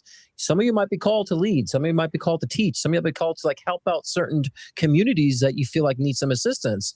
This is how we push past the politics and put it into more of a productive nature. And so again, it's not that we're just consuming the politics, but we have to understand that what's more important, politics or morality and humanity, and the two should be integrated. A lot of times we always are told don't talk about politics or religion with people because those are the two things that separate us. Why? Those should be the two things that unite us. And so I think that we push past of how it's been designed and how we've been duped to this space and start reforming and reshaping the idea of politics, and that should be integrated with humanity and connecting people. Then we can start doing our due diligence as far as how we could participate in humanity to make things shift and change. And I don't think people realize the things they can do in their positions that can actually affect a whole community of people. And that spreads like wildfire and creates a domino effect. So we need to be informed, but that's how I think we push past it. By I think every changing it. selfie cam should become a cam that watches them. Why don't we just turn around and make our own news network and just watch them? Everyone capture everything you see on your phone and stream it live right now. And let's fucking catch them doing shit. Because we've got them surrounded much more cameras than they have us, at the end of the day. And you just flip that selfie right around, and suddenly it's the other way direction. That's where I think it is. I feel intuitively there comes this moment. I don't know what causes it, but American people wake up and suddenly go, why don't you explain again? Like this, at this point, we've been just like, we just always just said, yes, we'll buy the bullshit you'll tell us. But I think there comes a point when Americans, at least Americans, I can't speak for other countries, we're just like, wait a second, we've seen this in a movie. A lot of the plots have been told in movies too. It's like, we never put that together either. It's like, dude, it's the same damn plot. It's a dumb ending. We know all this. We've memorized it. There comes a point where we say, we're going to watch you now. We're going to ask you questions. well, I think that's what James O'Keefe does, right? And he's been doing for Who? It's like James O'Keefe. That's Oh, what he's yeah, been yeah. doing. He had Project Props to him, by Veritas. the way. Yeah, props to him. Yeah. I went and saw him out in 2022 and in Miami during the whole COVID thing because he was exposing all the politicians, whether left or right, with hidden cameras, and he gets girls to go on dates or men to go on dates with. So and he exposed it, and he's so upset right now because he just caught all the fraud in California, right? That all the homeless are paying people to do the voter rolls, right? Like, and there's no arrests, there's nothing happening, and he's got it all on tape. And he's now he's like so pissed because he's like, whether it's the left or right, he exposed what's going on right now with Pam Bondi. He's the one who exposed Pam Bondi and got her talking about the Epstein files at lunch. Yeah. Right? Like, okay, and nobody does anything about it. So I think that Scott's right. The only way to push past this is you have to be informed, and we all have to do something. And new leaders have to come about. But the other part too is like there's stuff that people don't even remember about our Constitution. Like if we get I enough know. states, and that means if we rally in your own state You're to right. get the governor and get all of the Yep. the local, senators and so forth to declare, a state convention, we Yep. could change amendments. We, Yeah. the people, can take over everything and go Yeah, right. over all three branches of government. Yes, and we're not supposed to be taking And that. that's what I taxes. think the future is like. I agree. There's going to be a moment where we all have to go to our local state governments and we all say, you are going to the convention. Yeah. And this is the demand. These are, and I hate to see it demands, but as people, this is our country. It's for the people, by the people. That's going to be the power that is the fastest, most quickest way, because the game's rigged. Yeah. And the only But way to that's- get the rigging to change is, a different way. But that's the careful. power. We need more James O'Keefe's, is what we're saying. You know what I'm saying? So Yeah. many people are focused on selfish things to do with our world, and I want to be famous, and I want to be on a TV show, and all that bullshit. And we need more people at James O'Keefe's that start trends like that actually create shifts and changes, right? And hold people accountable, expose certain things, bring truth to people. And so, yeah, like Chris was saying, we should all be capturing everything and posting it, and being informing with the intention of informing each other what's going on. Because a lot of times I hear in the news like, oh, there's all this disaster in Australia. I call my friends in Australia, like, that's not happening. That's not going on here. And so we got to keep each other informed so we're not being misled by certain And by the way, narratives too. we trust, but we verify always, because We I'll have tell to you right now, verify. there's already a plan from the Rockefellers for when we do have the Constitutional Convention for what they want to have changed in it. So they've Right. thought of these things ahead of time and they have this playbook for any direction. So even when we go down the right path, we have to make sure that we're all legit, verify everything every time, everywhere. Doesn't matter what, you can't really trust anymore. You have to verify. You have to do That was, discernment. that was because- what the Civil War, they tried to do state convention. They tried to do that in the South, right? That was the idea of the beginning of the secession. Okay. That the South was going to get enough states to come together to do that. But yet they didn't. It started in South Carolina. Yeah. Ironically, though, it was Lincoln who said, I will make an amendment. And he went and got Congress to agree that we will say if your state had slaves up until 1861, when I take office, that it could stay a slave state forever. And they all denied it just because they didn't like Lincoln. So that Damn war was a Yankees. pointless thing. I think we Yep. got to watch out for Ego. ego as people being like, hey, actually, there's a way for us to move forward here. But what, you want to prove something else? Like, it's not about actually helping out or changing things. It's more about you want to show off and be the star, right? Like how you just said, Scott, oh, everybody wants to be the next influencer. And that's what's sad. Gen Z, right? Their number one job, it's like 91% all are, I want to be an influencer. I know. Well, influence your own life first. It's not easy. I'll tell you. Well, At the end of the day, it's no one not wants- easy, and it takes it's a never ending journey, It's and fucking you got to crazy. make content every day. It's not It's tiring. It's tiring. Yeah. And speaking of hybrids, Lincoln's kind of weird. I've never seen a man like that since. Have you? He might have been a hybrid himself. He was a weird energy, but he was an Aquarius, right? Age of Aquarius thinking and very What are you early. talking about? What's your point? Lincoln. What's Abraham your point? He's Lincoln. Aquarius. That's your point.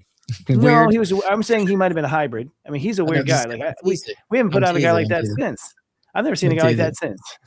Yeah. What's that? no, but I mean he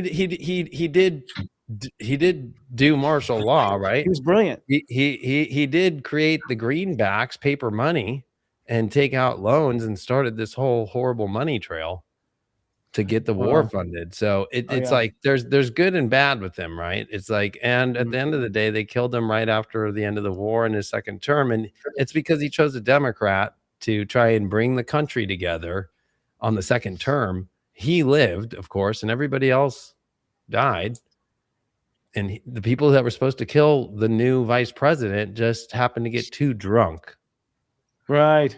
I don't It's know if you lovely know stuff. that, but that's actually the story. And then a Democrat took power Yep. who was Republican for the first year. And then the next, that's why the There's money whole behind that South assassination. and having the whole Southern, hospitality of letting them have their guns and not getting back at any of it was because they killed Lincoln, and they put a No. Democrat in to be with him. So we have to be That's good. careful about this future of it. Like sometimes it might look like you said, Chris, like what the Rockefellers, whoever these families are, whatever these forces are, or where all the money is, they've got these kind of things planned. Like, oh, that looks like a great thing. We're bringing the two people together. Well, that's the thing. That's the thing. When you have all that money, all you want now is control. So you don't really care Right. about the money. It's control and Exactly. shaping reality because you play God, and so you want to shape reality.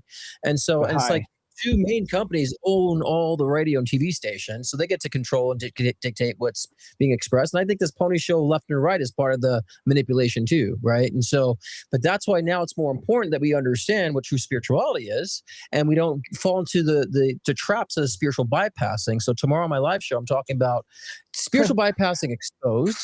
Okay, So and smooth. so we're gonna put up the banner for that. There we go. So tomorrow, 6 p.m. Pacific time, 9 p.m. Eastern time. Also doing live one-on-one readings as well as I always do every Thursday. But getting to the depths of, are you falling privy to spiritual bypassing? What is it? How to avoid it? And what true spirituality and progression really means tomorrow. And I'm live every Thursday too at 6 p.m. Pacific time, 9 p.m. Eastern time. Check me out. Live Come TV on join. Thursdays, not just I Wednesdays. like but the also drama Thursdays. mask all cracked in the background. Right.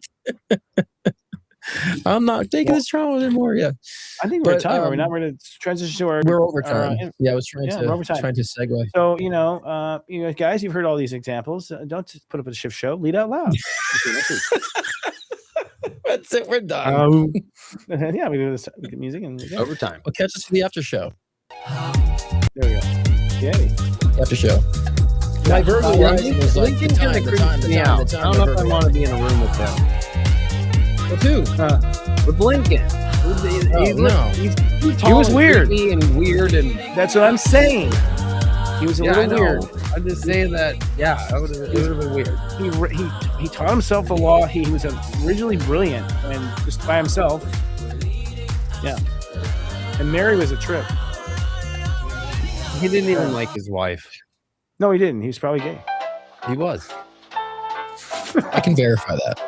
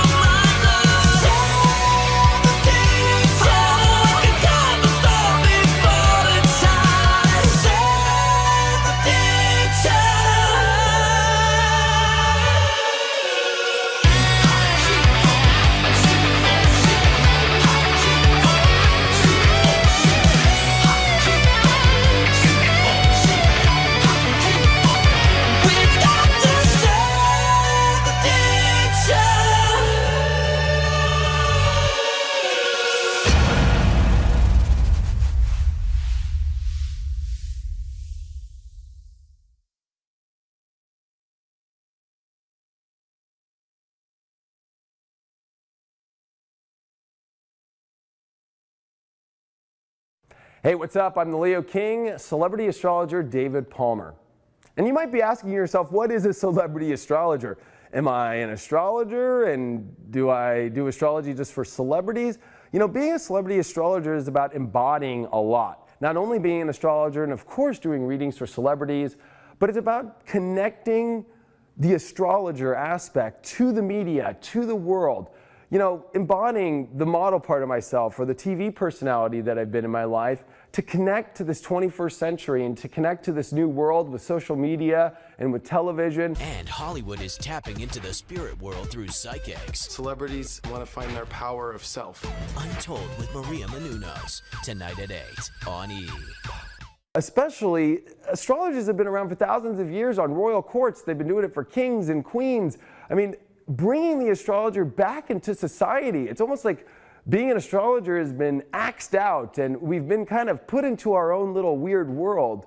And I think that it's very important to utilize, you know, all the aspects of connecting to what we think of celebrity and pop culture and bringing these ancient science practices and all this wisdom to the mainstream world. And that's why, you know, building a studio like this here at the Leo King Studios and High Vibe Studios has been part of it, to be able to create my own networks, to create my own content. And a Taurus is gonna have their worth and be a little bougie like you, and it will work out. You can't go with a cheap person or somebody who doesn't know their worth. Guys who don't have self-worth is your biggest turnoff. That is! If you're not a confident man, get to stepping. I can't deal. I can't deal. And then as time went by, I went on another big reality show called ABC True Beauty, and I went on and I said, you know what, I'm gonna tell the world I'm an astrologer. It's time. It's time to really own this. Because you have to remember, being an astrologer is a little scary. You have religious people who think you're the devil, and then you have the scientific community who think you're schizophrenic. So there's this element of dealing with this aloneness in many ways, of like having to have the courage to follow what a lot of people think is a belief, kind of like religion, which it's not. Astrology is a bridge between the spiritual and the science energy and bringing them together. And celebrity astrologer David Palmer, who is also known as Leo King. I like that, Leo King. So David, welcome to the show. Hey, thanks for having me on, Steve. That was an amazing reading that you gave, man. And what information does someone learn from a reading? What I'm trying to show people is that it's all divine. There's divine timing in life, there's divine synchronicities, and I help people see that when they were born so they can align and understand their life better, and it's good for helping people with knowing how to go down the right roads and not the wrong roads in life, because we have that choice. Celebrity astrologer David Palmer, also known as the Leo King, is back with us. So his astrology guide is a hot seller right now on Amazon. We talked earlier about the modern approach to the age-old practice of astrology. So now let's look into the future. So David, what does the future hold for us? You said in our last segment, this week's gonna be a big one. This week's huge. We got a Mercury retrograde coming in Pisces, which makes things really confusing. At the same time, the planet Uranus is gonna come into Taurus like it did in 1934, which was like the rise of Hitler, the total change in all the agreements with the world and world power shifting. But the big thing's President Trump. He's got a pretty intense situation going on in his life. A lot of people look at it, whether it's from the government and the court stuff that's going on or whether or not he's colluded. But the big thing is there's going to be so much confusion in the world. He's going to be having to take on confusing information while being kind of attacked at the same time. So the mental stress is the biggest one. Is he going to mentally be able to handle it? Astrologist David Palmer, aka the Leo King, who is joining us again here on ET Live. I know, I'm Thanks so glad for to coming be here. back. We Yeah. appreciate having you, especially during Mercury retrograde. I know. Literally, the elevator on the way up was going up. No, it went down. You got in the building. You're here on set. I made it. You made it. I mean, all right, it's Aries season. So, well, the reality TV, the first one was 2005. I did a show on MTV called Parental Control. And back then, that was like the first of reality. Real World was the first reality show, and then it was these dating shows that MTV brought out, but they were very extreme, and they were all LA Orange County based because that was where they got all their talent. And so we got reruns all the time. And then I did Next with the Next Bus, where it's like 5 guys or 5 girls in a bus, and then the person who's going to pick the dates can basically have 5 choices and just say next, next. It was a really big show. So MTV had me do both of them back to back. So I was on 2 shows replaying all the time. And that was where I was like, if I combine this with astrology, there's something there. It's all about not being afraid of learning and having expectations of going through a whole season.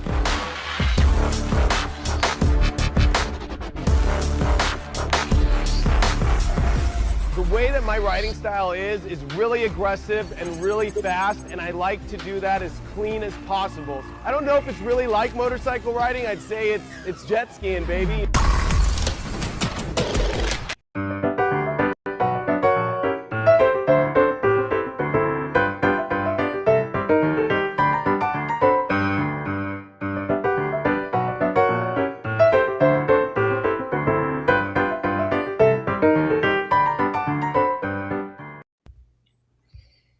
That's like the 30s right there. That was like the 30s.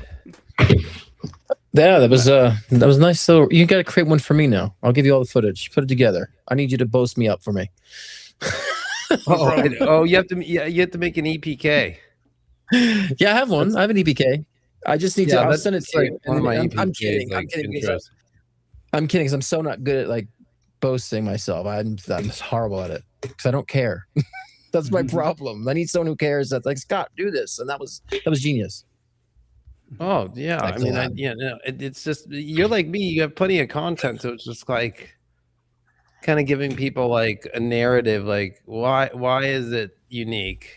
What makes it different? Yeah, I need someone to create that for me because I'm always doing it myself. I'm like, I don't fucking know what people want to see.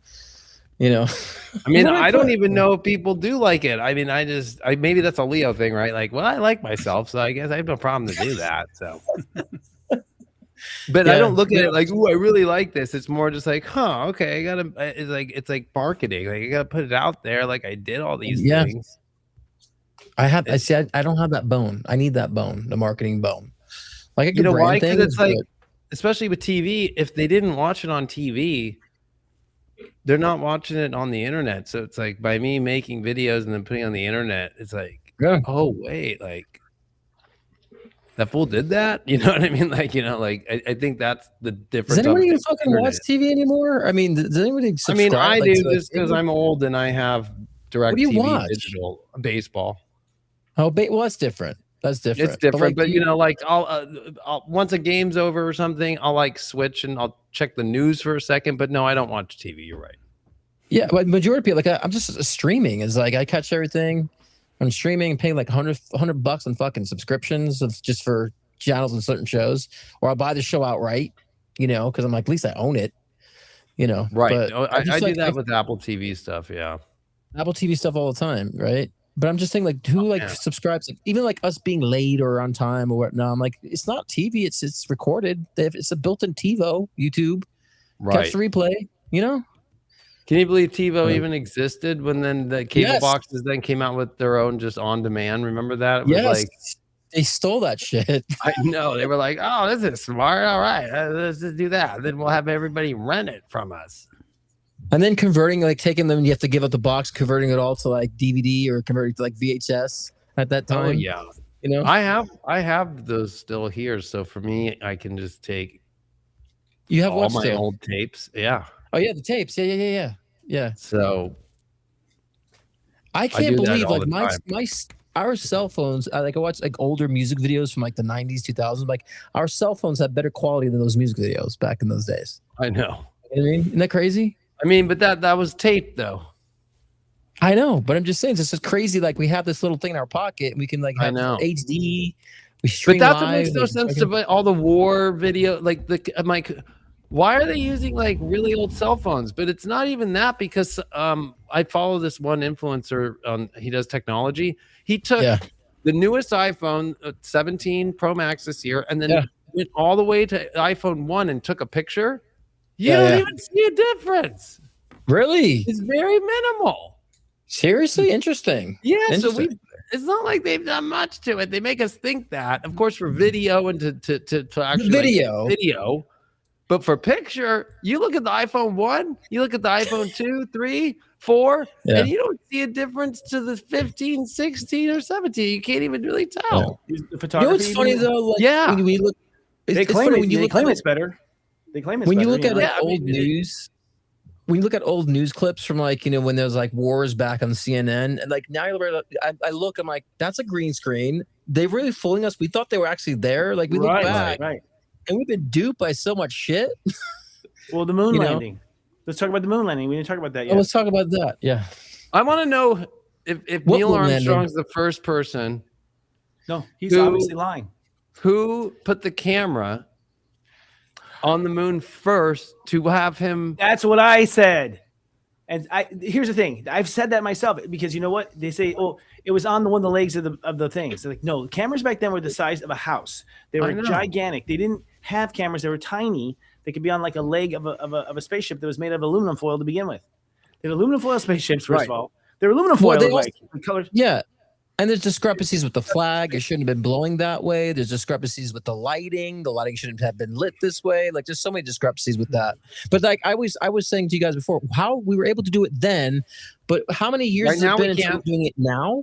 We lost the technology. They said. How the fuck do you lose technology? What the fuck have we been doing between then and Every now? technology with is NASA? built on technology. Is built on technology. How can you lose it? That's the whole Apollo program. They lost everything. That's what they said about the Well, Artemis, right? It was the like, files, oh, maybe. we have to start from the beginning. We lost all the old manuals. We lost all Right. the old capsules. We don't know. I'm like, you got to be. You don't throw any of that shit away. Seriously. Well, the space shuttle, hello, that wasn't losing it. We built. Actually, the truth is, we haven't grown at all. I honestly think that it's all a myth. First of all, those paperclip, the Operation Paperclip, that's the start of NASA. NASA Right. is from Right, the the V2 paperclip rocket. people. Paperclip, yeah. Yes, and the Von rocket Braun. guy. Yes, and what's his name? I can't remember. The And guy he's who- the first video leaving the atmosphere.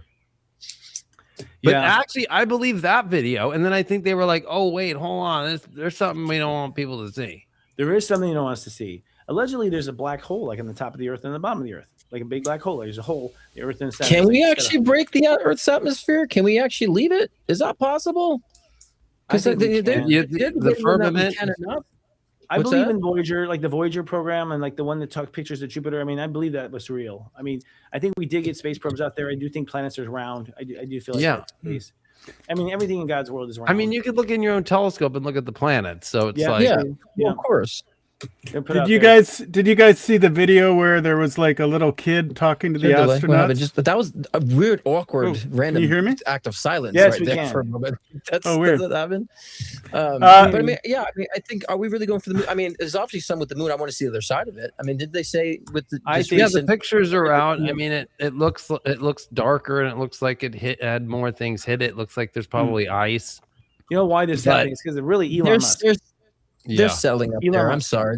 There's settlement up there on the other side. I Well, think they say there's a whole. bases- Apparently, the damn thing's a big base, anyways. It's allegedly what I'm saying. hollow. Yeah. Even Right. according to like the Martian legend, you know, when psychics go back to the whole, you know, there's a planet that was the asteroid belt was actually a planet. Mars is at war with the asteroid belt. Mars is in the place where the Earth is now because the actual solar system, the planets are actually moving out of the solar, away from the sun every year. So it's like we're now in Right. the orbit of where Mars was and Venus was blah blah blah. So apparently Mars is in in the Goldilocks zone before, and there were people on Mars or things on Mars, and there was another nation on the asteroid belt, and they got into war and blew up the asteroid belt, and that war ended up killing off the atmosphere of Mars. Now I was saying the other day, I believe that Elon Musk was the guy who did it. That's my theory. Yeah, I think, and that's I why he think wants he's to go back. well, Yeah. I think he feels guilty. He's got his karma to repair. He's got to like repair that planet. So I think he's a like legitimate threat to government because he knows. But too it's much. kind of He's got funny too- though, because he switched everything to the moon and he's a double cancer. I'm like, of course. You know what though? Yeah, that's that what's makes so sense to funny. me. Yeah. Because he was It's being like- a wild day boy and going straight for Mars, and they're like, dude, they told him all along, you got to start at the moon. You got to start with the moon. Everyone told him you got to start with the moon, and I think it just dawned on him like, oh shit, I do have to start at the moon because I need a pit stop. You know, I think it was just Yeah, like a young cancer boy. can act like all manly, like Tom Cruise, right? He can Right, he can right. play the actor part of like any kind of like really Right. hardcore male. But in Right. real life, he's really, jumping on Right. the couch for Kate, fucking, and shit like that. From back. It's like Eating pudding on commercials. Yeah. right. So and screaming at people if they don't watch a movie like the right way on their television. We're talking about Wilcox. I actually believe a lot of that. I feel when I heard that stuff, that there's a secret space program that the United States is in orbit of Jupiter in a matter of minutes every day. I got a feeling that's the truth. I think David Wilcox has some good things, but he's also really lost in some other. He reads every show off this diary prophecy thing. He's using his own diary as a prophecy for now. Yeah, and it makes no sense. I don't even know how people sit through it. I'm like, what? And then he'll just cherry pick it to whatever's happening in this moment. I'm like, that's why he's alive. You have to watch it, and like he's just picking whatever he had written like 25 years. Like it's so weird. That's why the government hasn't had him. He hasn't been suicided. You know, like he feels a little. Really he also feels a little sensationalized to me too, a little bit. There's a lot of sensationalism that blends into a lot of his work too. I'm like, okay, he does the sensationalism, right? Yeah, his own created. Yeah. He did some bad things. That's why he got X'd out of the community and with Gaia, dude. Like, what did he do? Because I think I stopped subscribing to Gaia before that happened. From because I'm in this community deep, right? So deep. The beans are that he took the yoga girls that worked at Gaia in Colorado in tents with ecstasy and cheated on his girl and like that's not that's not that bad though. I mean, that's pretty much every guru.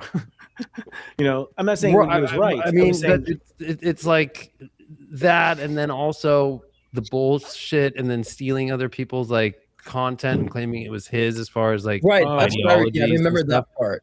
Yes, that's why I felt with that, right? And then like kind of coming out like he made all these guarantees of like disclosures 2017 and right, like, and they all didn't come to pass. Yeah.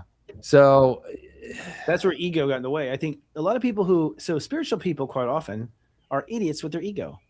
But they've been nothing but spiritual in past lives. They've only been spiritual. They've been monasteries done. So when they that's why you use astrology, because it's a guarantee. It's like it's not the ego. It's like the astrology says this. So well, the irony is the person who's most holy is usually the dumbest as far as an idiot, with an ego, because they have not developed the ego. They weren't cowboys. They weren't soldiers. They didn't have past lives where they were macho and got over it. And so the first little taste of power, they fuck it up. That's exactly what I was going to say. Then they realize they have so much. I think the thing that gets people is when they realize they have so much influence. Yes. Because a lot of people get into spirituality because they don't feel influence. They need a higher power, so they get into that whole regimen mentality, and then like, oh my god, I have all this influence, and so they get lost in that. Could you see him with those chicks with the Teds in Colorado, like pulling out that old book of his, like, this is my prophecy book. You're supposed to take this ecstasy with me right now, based off this line that I wrote in 1992.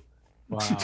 The line he snorted in 1982. Like, wow, that's like the girl's getting all creamed up for that. Like, geez. That would be that's where I think he pushed it like to where it was like very like there was lawsuits. Well, he's going down that guru path. He's going down that guru path, like so many spiritual. That's why you don't sleep in the same quarters. If you do a spiritual event, you don't. No, you hurt yourself from your customers.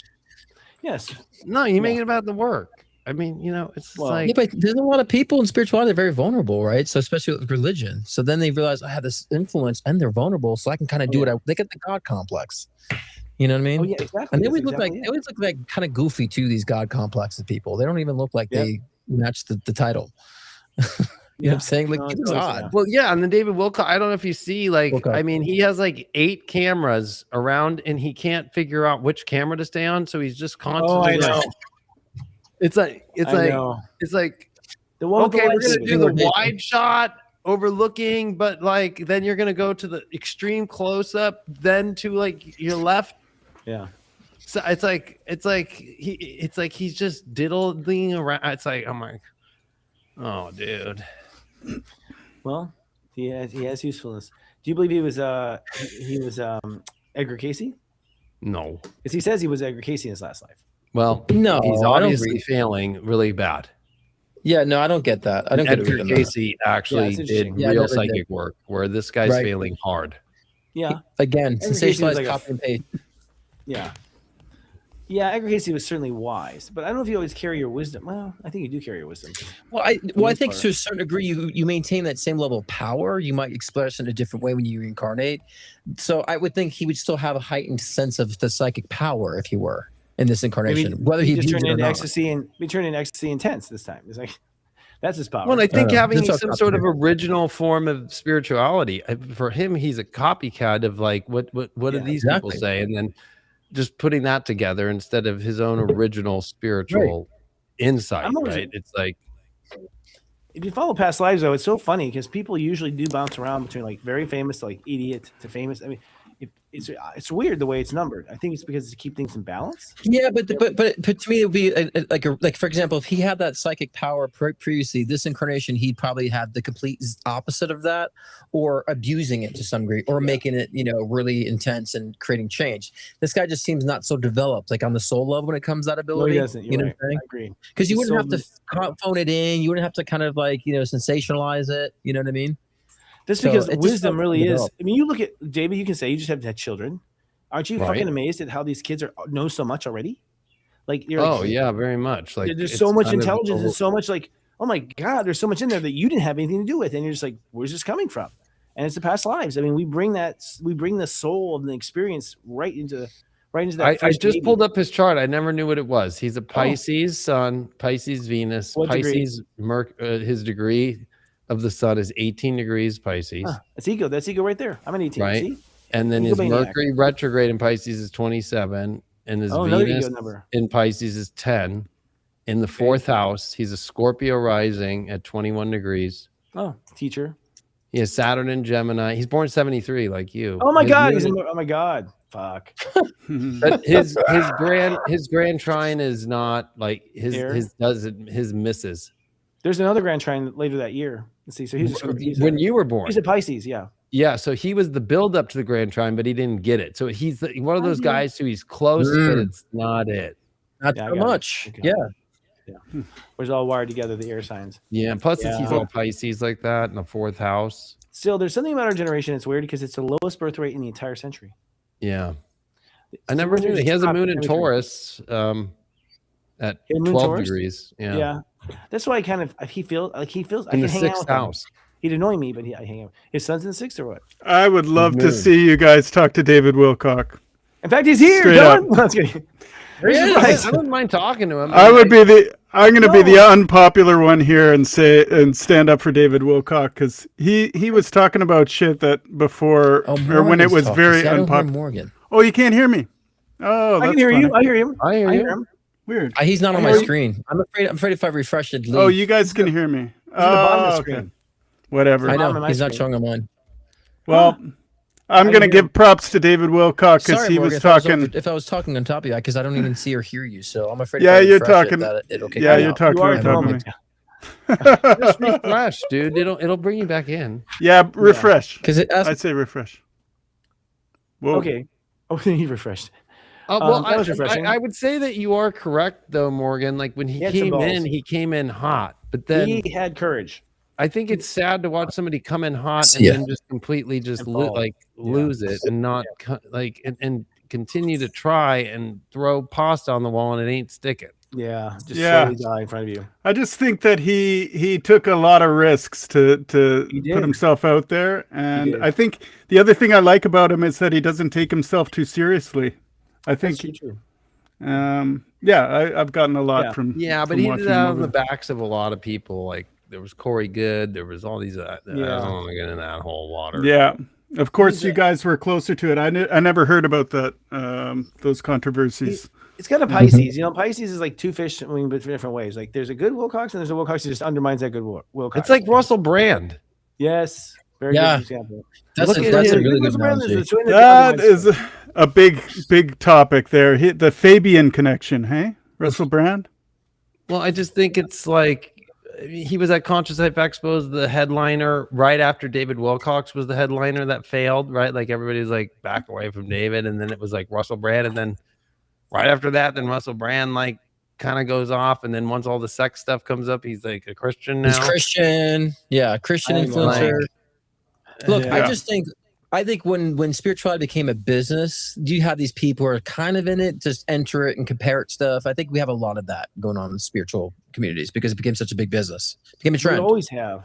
I think So we it's easy for you to latch on to respect, like there were, when there were gypsies that were lousy and gypsies that were good. It's like I think every lifetime with spirituality, there's some assholes faking it. Every lifetime. Yeah, like the Wizard of Oz, he's making it like at the beginning of the movie, like with his little like tarot bandwagon thing, and then it's funny. It's unfortunate, but that's the leap of faith. It's inevitable with spirituality. You have to go in yourself and find out for yourself. There's no way around it. I always tell people, I can't convince you. You have to try yourself and see what you see. But I'm certain in past lives. I'm certain of these things, but from my experiences that I've had. Sure. And undeniable. And Right. So if David Wilcock was Edgar Casey, he'd be talking about that more. Right. Yeah, well, I agree. There'd be more That's depth true. into past life incarnations and connections and so forth. I've had nothing but expansion in my past life knowledge as I've gotten older, not less. It's something that keeps opening up and opening up. And now Atlantis is really starting to open up. Really, legitimately. I can't believe it, but I think I'm going to say my last thing on David Wilcock is that he really bought the Q thing, where that you're realizing this is a good topic. What was the Q thing? What was it? What was the Q thing? This is a great topic. Q movement, right? And what was it? Well, all the Epstein files revealed that like he was the investor with this other dude for 4chan, the guy who started it, that got the Q movement going. And so Epstein ran both sides of the opposition. Epstein was Q?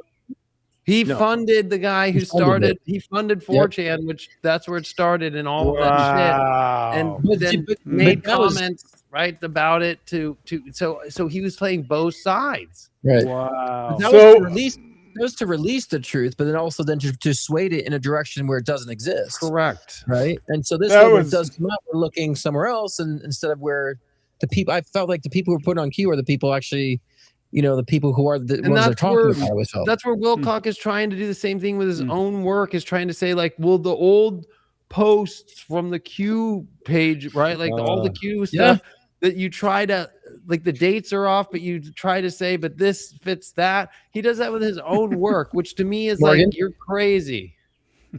Morgan, what were you saying? Morgan? I was thinking like, if you were to make a list of all the things that Q brought into the collective consciousness, like all the topics that nobody was fucking talking about. It's true. And it was like it seemed at the time that it was a back channel to disseminate information. It's sort of like predictive programming in movies or whatever, but they laid the groundwork for all this stuff that is now come to pass. So actually, I think what they did was they taught a lot of it over. People were taught to look between people for the first time. Goes, wait, maybe we're not getting the right thing. Maybe there's something beyond this. Maybe there's something beyond, and that's when really the veil broke, when we started to actually look beyond what we were seeing. That was Q did that. I think it gets, and the people who follow Q were people who would not do that.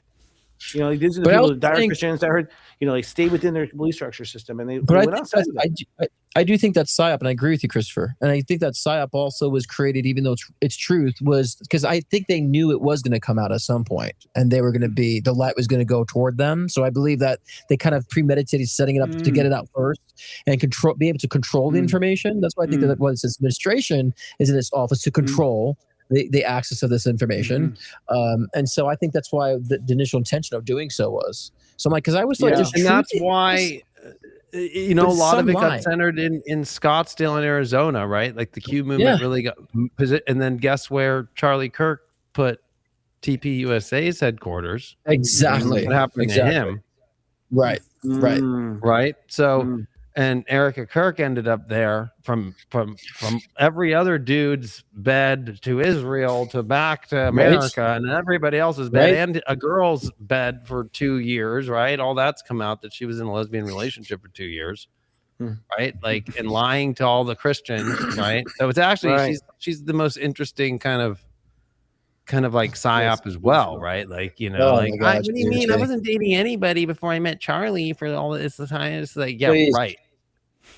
Yeah. Was she on a dating reality show too? She was on a dating reality show. Wasn't she? And then the dudes that she was in relationship with have all the pictures on their Facebooks and all the years she says that she was single. And then the girl that she was living with, like all the pictures are in the girl's hotel, or I mean, in her apartment in New York, like, you know. Well, and didn't she also, win a Trump pageant too back in the time too? She was, of course she did. Of course, she's a plant. I mean, hello. It's just, I think people are just not seeing the clues, and I feel like I feel Spirit is like, look, we're gonna make it even more obvious. You guys gonna wake up now? I feel like there's a test going on because it feels so goddamn obvious at this point. Like it's being pushed in our face, all the facts and the evidence. It really is. It's crazy. Yeah, I mean, honestly, I mean, I'll say it about the Artemis, the green screen thing, that the blip. I'm with you, David. I'm with you on that. I believe you. I'm surprised. I mean, well, first of all, everybody they can't get the green screen thing right. We all have green screens. You're not seeing our little things. You know what I mean? Like, it's not that hard technology to master at this point, Right. I know. And we're using, I mean, they're supposedly using the best equipment in the world, right? Seriously. That's the stuff we have. Where's the raw footage? Right. I want to see raw footage of their phones, their cameras. I want to see raw footage, not these like doctored up. My question was always like, where'd they get the moon rocks? Because moon rocks are heavy. And that means you're picking up rocks off the moon and you're shipping it. How'd that happen? Because the weight is so important as far as how much can go up and down when you have to do a rocket ship. Like they're calculating weight just like they do for airlines. Everyone weighs on the airline. They move people around on the airlines just so the damn thing doesn't crash. And so how did you get a bunch of rocks? They made them take a shit on the moon because they probably calculated the kilograms of shit that you would get out to make sure that you could put it on board. That's true. So there's probably the astronauts' poop sitting there. Sure. That's probably the meters I was on the other day too. Just turn into this fucking residue of fucking meteor shit. If it was in the dark side of the moon, it'd be there. But if it's in the light side of the moon, probably burned up. I think it's all distraction. I think that they're doing something else in outer space. We think we're doing the whole moon thing. There's something else. The distraction. The timing of this is rather perfect with the war and where Epstein's on the tip of release. It's a Truman Show, and they're on the other side of the moon directing. Oh, did you hear that Lutnick and Gates are set to testify? Actually, they've been subpoenaed. Yeah, Lutnick and Gates. And I know people think that Matt Gaetz is a bad person, but he was cleared of all the wrongdoing, and he's the one who outed Kevin McCarthy, right? The first sitting congressperson to ever actually get rid of a Speaker of the House. So of course, Kevin McCarthy worked in that backdoor area what they just passed a month ago, where they're never going to expose how many people in Congress have done bad sexual stuff, right? That it's all kept into the secret chambers where they have their own like setup of like doing their conduct, right? That's within themselves. And so they come out when Matt Gaetz is going to run to be the AG and they try to use that to get him away. Yeah. But not Matt Gaetz is naive about the they dark. don't show you the evidence. They just say that's what we thought. Kevin McCarthy's behind it after being ousted. Yeah. I think Matt Gaetz doesn't understand the dark very well, so he gets outmaneuvered a lot. He gets outmaneuvered a lot. Well, he's born on a full moon in Scorpio. He's a Taurus. 82. Not Matt Gaetz. There you go. I get outmaneuvered all the time. But not Matt Gaetz, David. He's not the one getting subpoenaed. It's I said Bill Gates is the one getting subpoenaed. I saw that. Yeah, I was about to. Okay, Matt Gaetz is the one who put the. Matt Gaetz is the one who put the fucking the Hunter Biden laptop into evidence. Shit. Right. Exactly. I mean, all of that. So of course they're going to try and get him out. Yeah. I got a question. Bringing up the alien stuff, I'm going to listen because the people who, whenever you have balls to put out shit, you get ousted now. Oh yeah, that's true. It's true. Yeah. Usually it's before you get killed. Actually. Now you get ousted. I wanted to ask you guys, what is your current take on Jim Carrey? Have you seen anything yet that makes you feel like it's all good in Jim Carrey world? I don't think he's around. It's been like a month. Have you seen anything convincing? No. Where is he? I don't know. I think he's got. Honestly, think he's got some sort of Epstein tie. Not and regrets it. He's got something he doesn't feel good about. That's the one thing I just don't exactly feel like there was a. I didn't feel like there was a clone of Jim Carrey. That's one thing I don't feel like. Is he going through some shit? Like I said before, because he's seen some shit and he does some shit. Yeah, absolutely. But yeah, I never really felt that there was a clone of him, and he's also disappeared for several years, and no one ever talked about him. So all of a sudden, Jim Carrey's why is he the topic of conversation? My question is, because he showed up, everyone thought he was a clone. Is that why? Well, has anybody seen the real Jim Carrey yet? It's been like a month. I think anybody you see that gets propped up to that big of a status sells themselves out to the dark. They just Yes, I was do. just gonna say, there's no way he got whether it's I Charlie agree. Charlie Kirk, I think figured out like, oh my God, she's a plant. Too late. Too like it all became too late, and that's why he went off for Right. the last 2 weeks before he got killed. I think you're Like, right. I think anyone that's at that level has definitely. If you make it to that Drinking the blood. level, because You see we've all tried here, and the true. only way through there is some really dark path that you can sense way before even getting to it. Like, never mind. Because they won't let anyone get more popular or powerful than their own plants, and so whoever they are.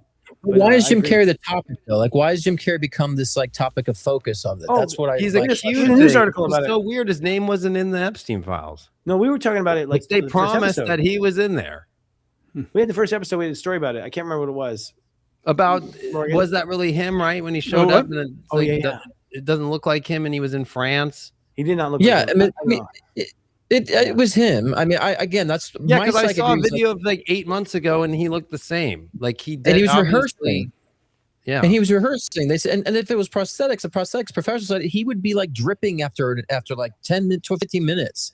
They would have Yeah. to keep doing retouches, you know. So yeah. I agree. I believe in clones. I do, but I just feel like Jim Carrey is just very odd and going to very weird space. And that started like 6 years ago, 7 he years ago. might be in a Tiger Blood Charlie phase, but just not as like cool. Like it's more.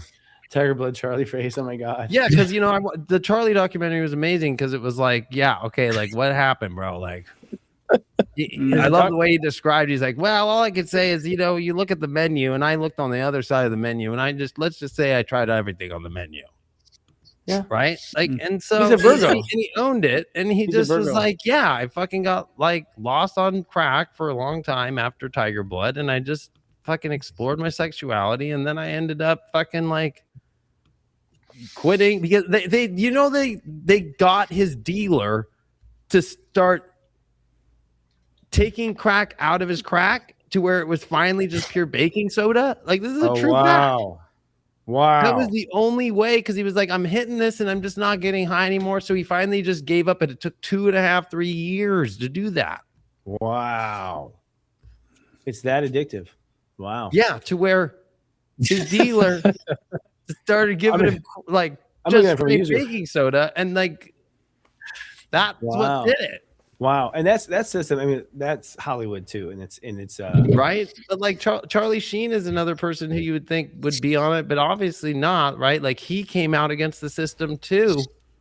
Yeah.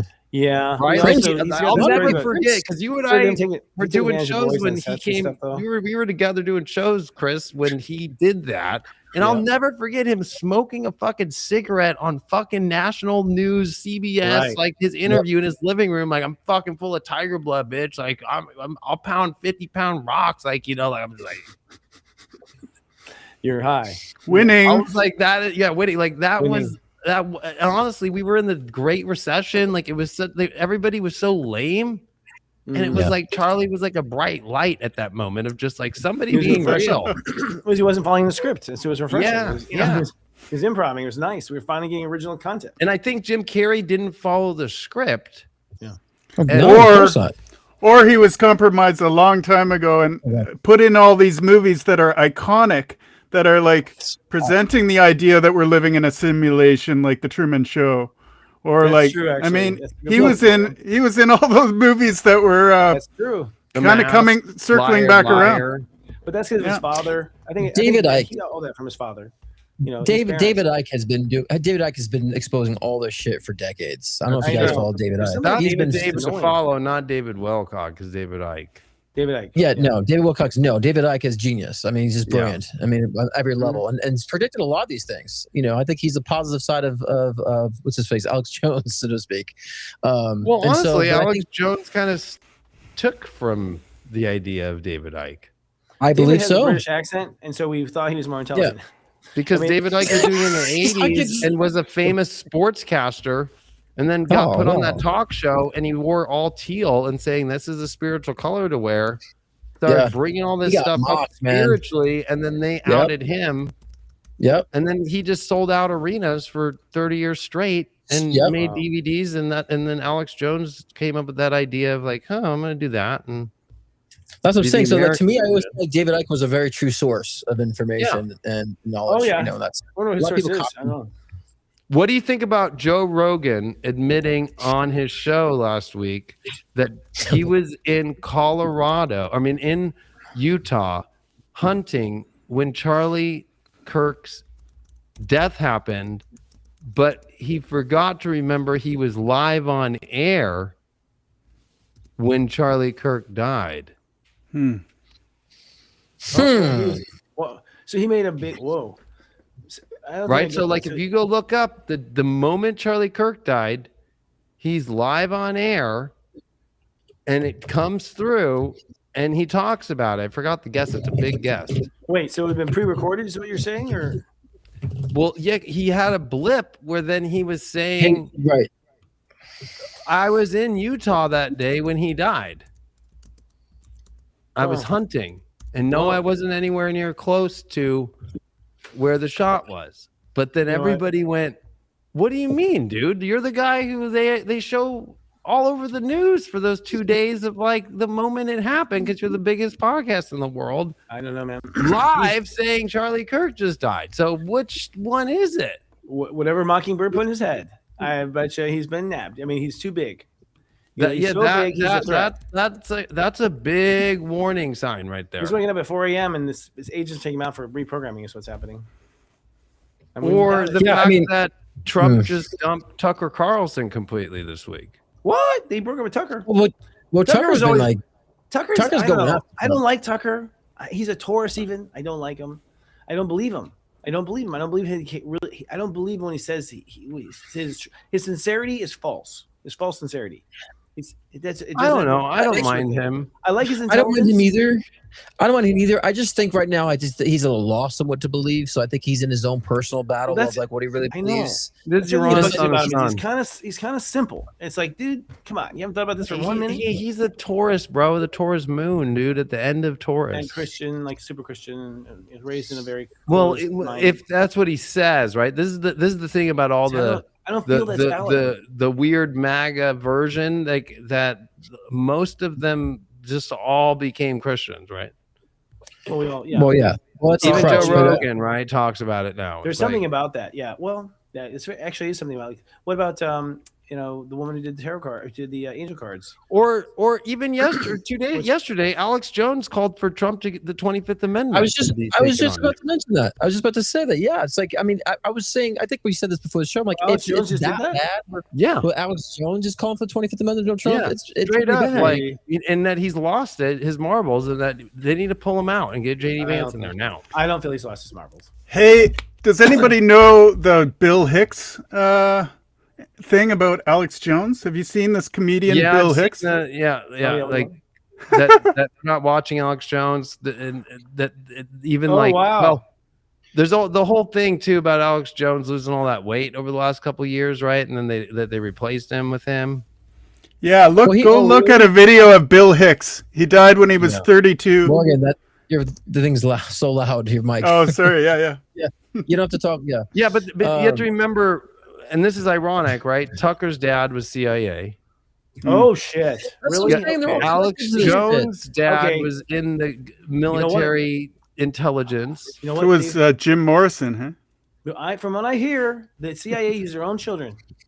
I've heard that over and over again from the children. I can of course. We know that. I wouldn't be surprised if Tucker and Alex are raised to government operatives, right? That are it could be. They could be hypnotized government officers. I don't think they realize it. I say this too. I really feel like Vance is going to turn on Trump. I felt that since day one. Like, well, yes. Throw Trump on the bus. What I think he's going to turn Trump. on him.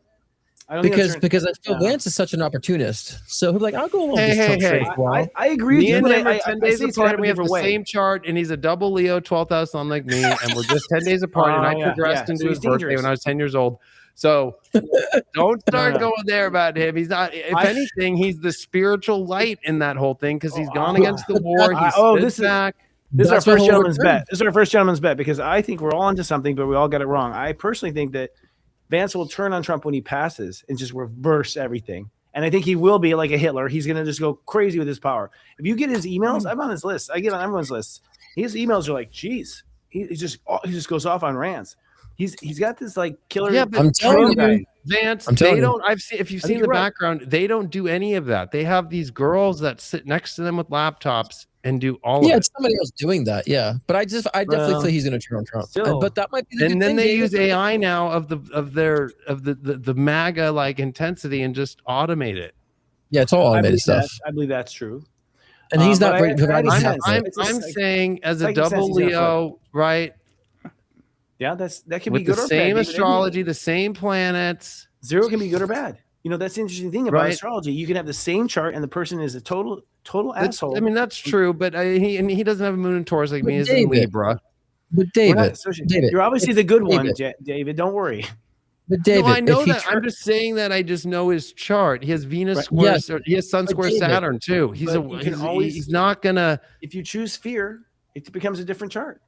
It becomes a David, different what I'm man. saying, That's what I'm saying true. to you is if he interrupts or turns on Trump, it might be for the betterment of things. That's You know what I'm I saying? think is Therefore- going to happen. But that's what I'm saying. I think he's just going to go against him when he dies. I think Trump will die, and I think he's going to give you a 180 on Trump and all of a sudden hate him. I don't He'll think do he has it before. the balls actually to go against Well, Trump he right hated now. him before. Remember, he thought he called him a course. buffoon and all that stuff He in called him a Nazi. 2016. He'll have the right. balls, Christopher. He'll have the balls when he realizes others on board with him. Because then he'll feel like, oh, I have the opportunity here to Well, get this not- happen. So- there's a alliance right now. There's If he had the RFK, balls, he wouldn't become vice Vance, president. Tulsi Gabbard that all are Mhm. against the war, right? Yep. And that's why they're not the figureheads of the war right now. They're not allowed to talk. Vance is in the background, right? They're all just like, we support the president, but like they won't go farther than saying much of that, right? Right. And they have opinions, yeah. Right. So and Yep. honestly, RFK's been exactly what he said he's going to do and doing the right thing. Tulsi Gabbard's doing the thing too. And RFK, people hate RFK, and I'm like, dude, what's the problem? He I seems know to be- he's being honest. What is it? They're like, I don't know. I hear the worst things, and I'm like, so what? He's a heroin addict. I'm like, that's why I trust him. I trust him because he was a Yeah. heroin addict and became sober. Like that is what you want. How do you Someone's think been in the JD dark and come out. Vance got big? Is he wrote a book, Hillbilly, in the movie because he was a fucking drug addict. Yeah, I'm see a flaw is not when you correct a flaw and you heal yourself. That makes me respect you. That doesn't make me Yeah. disrespect you. People that have flawless records are not trustworthy because as soon you're going to be seduced by the things that other people have been in and pulled themselves out of. The strength Well, is I that think you already RFK is very controversial, and I don't think he has the best tact in dealing with some of the controversy to get people to be open minded to it. So I think that triggers a lot of people. Why You know, are people especially so the vaccine triggered? thing That, and- it's like why are you so worried about a vaccine? By the way, people, it's like this is a manufactured good. I don't see you fighting for Toyota. Why do we all of a sudden rally up against like this is I'm somehow a sinner for going against an industry? Like no, fuckers, you can't produce a shot in 9 months. I'm not getting in a car you haven't spent more than 9 months designing. I'm certainly not putting something in my body you spent more than 9. That was my whole thing. Like you spent 9 months designing this, which we know is not true. But still, I don't no agree. fucking way. I don't agree with everything RFK says, but I think a lot of what he's saying is great for people to be aware of right now. So that's why it doesn't bother Yeah. me. It's and so better he's than what we've crazy. been getting our whole lives, like in there, like, hey, just like eat fucking shit and great. No, he's right. No, he's right. I mean, we all know this. The light workers all know this. The food is full of crap. We know we have. He light workers- bans- We all know that it's all full of crap. We know. I know it's people all- are upset about the glyphosate thing, but if you think about it, it came just a week and a half or 2 weeks before the war, right? And he even said, like, we're switching into American chemical, and I don't want to Right. do this, but if we do Right. this, we need to continue to keep pumping because of our own ability to grow food, right? So he winked the war before anybody through that. Yeah. Yep. He's a Yep. smart man. Here's the thing: his uncle died being murdered. His father was murdered.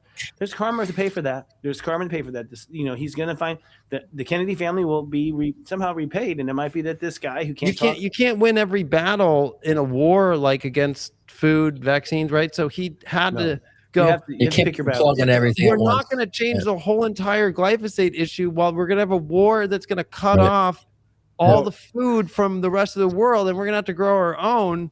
And that's not the Yep. moment that you try to do the biggest can't- flip. That's yeah. the biggest You know what, though? gamble. Why the fuck are we worried? We had the best soil. We had the best soil in the world until Monsanto. Right, who was brought up exactly. by And he Bayer went Aspirin, by up the way. against them, so you know he's You know what? That's the thing. These light workers are not smart. They don't know the dark, so they go in rushing. They don't know how to deal with these kind of darkness. Turn their Right, nose so to it's the sky in like- the dark. he that? winked about the war 2 weeks prior with that. Yeah, this thing. People who are in the light. See, when you are true in your heart, you just don't think how bad they'll be, how much they'll cheat, how far they'll go, and you just naively run out there, and you see time and again the person with the good voice or the person with the good message, they get wiped out because they don't know who they're dealing with. Well, they just deem because spiritual too. But they deem because they don't like somebody. They say everything they say is bad or evil. They don't take out fine moments of that person they don't like. They just shut down. I was too negative instead of pulling out the positives like that. I did it with RFK. I mean, he did ban that synthetic dyes. That's a start too, right? He And put a ban for poppers. that. Apparently, he gets poppers. He banned poppers. Apparently, so I've heard. Poppers are banned. Are you going with the Apparently. withdrawal, Chris? He closed popper. No, I've heard men talk about it. He's closed popper. I live in Palm Springs, brother. And I know they're you go talking through about the withdrawals. popper. Oh yeah, it's a. They get mad about it. They really get angry that he's did. I that. don't even know what a popper is. And It's like VCR a little cleaner. It's chemical. VCR head cleaner. It's actually yeah, VCR and you head snort cleaner. it. Yeah, they started People to like people smell it. Yeah, they huff it before like having like intercourse in sex, and it's supposed to like relax them and heighten the sensation. Oh, A lot of okay. bottoms No, take it. all right. Yeah. Yeah. Apparently, Well- it's been banned. Like, there's some sort of the factories are closing, shutting down. No well, one's that makes saying- sense. no Like, one's why are we saying- making VCR head cleaner now? When there's no VCRs. That's a good point. No, yeah, right. No one's saying RFK doesn't get a pass, so that's an extreme. I'm just able to see things that are beneficial what he's doing, that can really Well, help tell you what. progress other aspects that are very important too. So Alcohol is full of shit. It's full of crap and shit. And like California wine is full of crap and shit. And I'll tell you right now, Right. if you try to close down California wine right now, with all the sulfates and everything's in, people would be mad and angry. And how dare you? It's like it's killing you. Don't you feel shitty the next Yeah. day? You do. Yeah. It's not because of the alcohol. Romans drink every day. Yeah, because well- they didn't have the shit in it. I agree with woke ones. They all need to go. We need a whole revamp of a new generation Really, of the whole leaderships world and politicians. Every total 100%. And actually, here's And the our fucking politics talk. two-party system's got to fucking burn. That's been the disease, the mental disease for a lot of people. The two-party system. That's the yeah. brain worms. It is. Here right now. That They is both- definitely controlled. That was control of people to keep it into.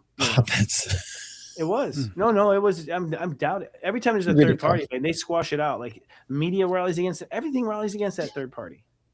You know, Right. it's that- Based off the astrology, it's going to be up, and this might sound like I'm taking a side, but I'm not. But like the Republicans, they used to be the Whigs, Yeah. right? That's And right. so, right. So like they've done the whole rename the party, change it to the GOP, right?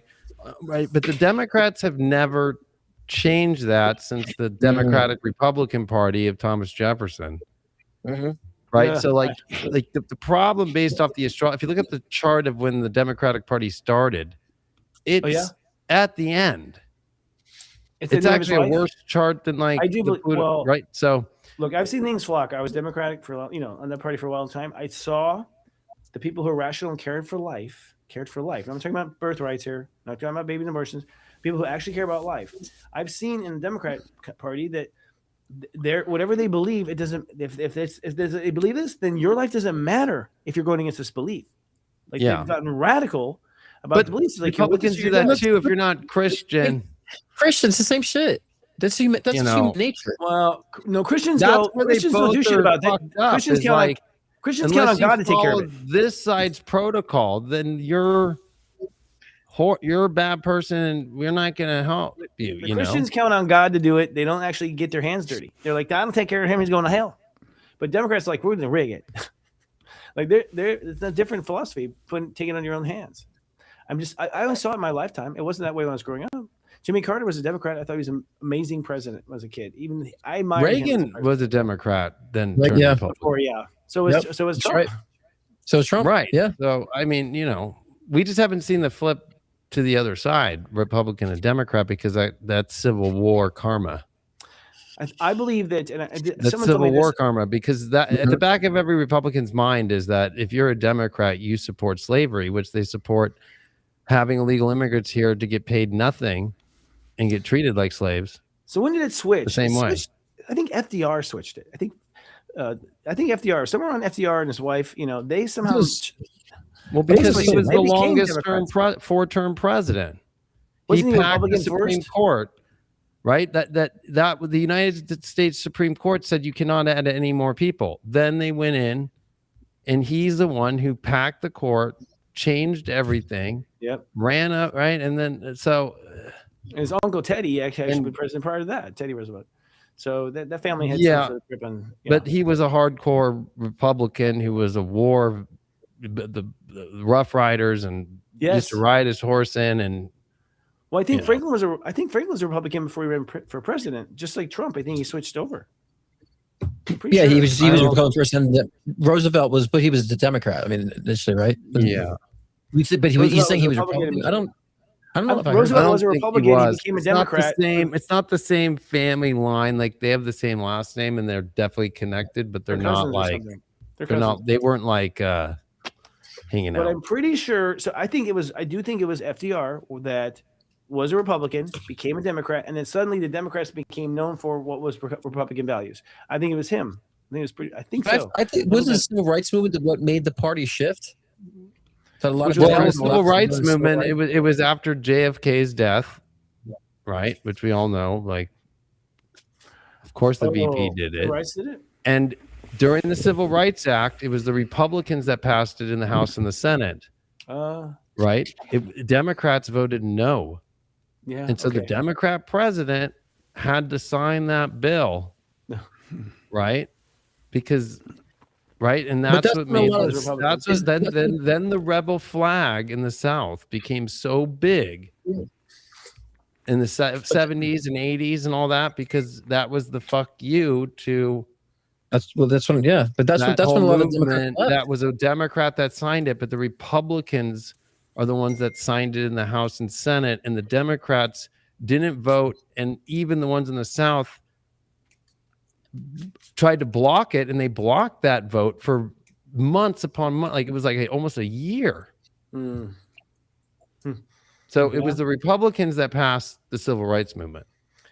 Yeah, but then exactly, and then a lot of the Democrats left the Democratic Party and chopped over to be Republicans. So that's why things kind of shifted. But you never see Republicans leaving the party to join the Democrat side. Right, exactly. True. Except Trump. Well, Trump. Yeah, Trump. Well, technically, Trump is acting more like a Democrat than ever with the way that he does things.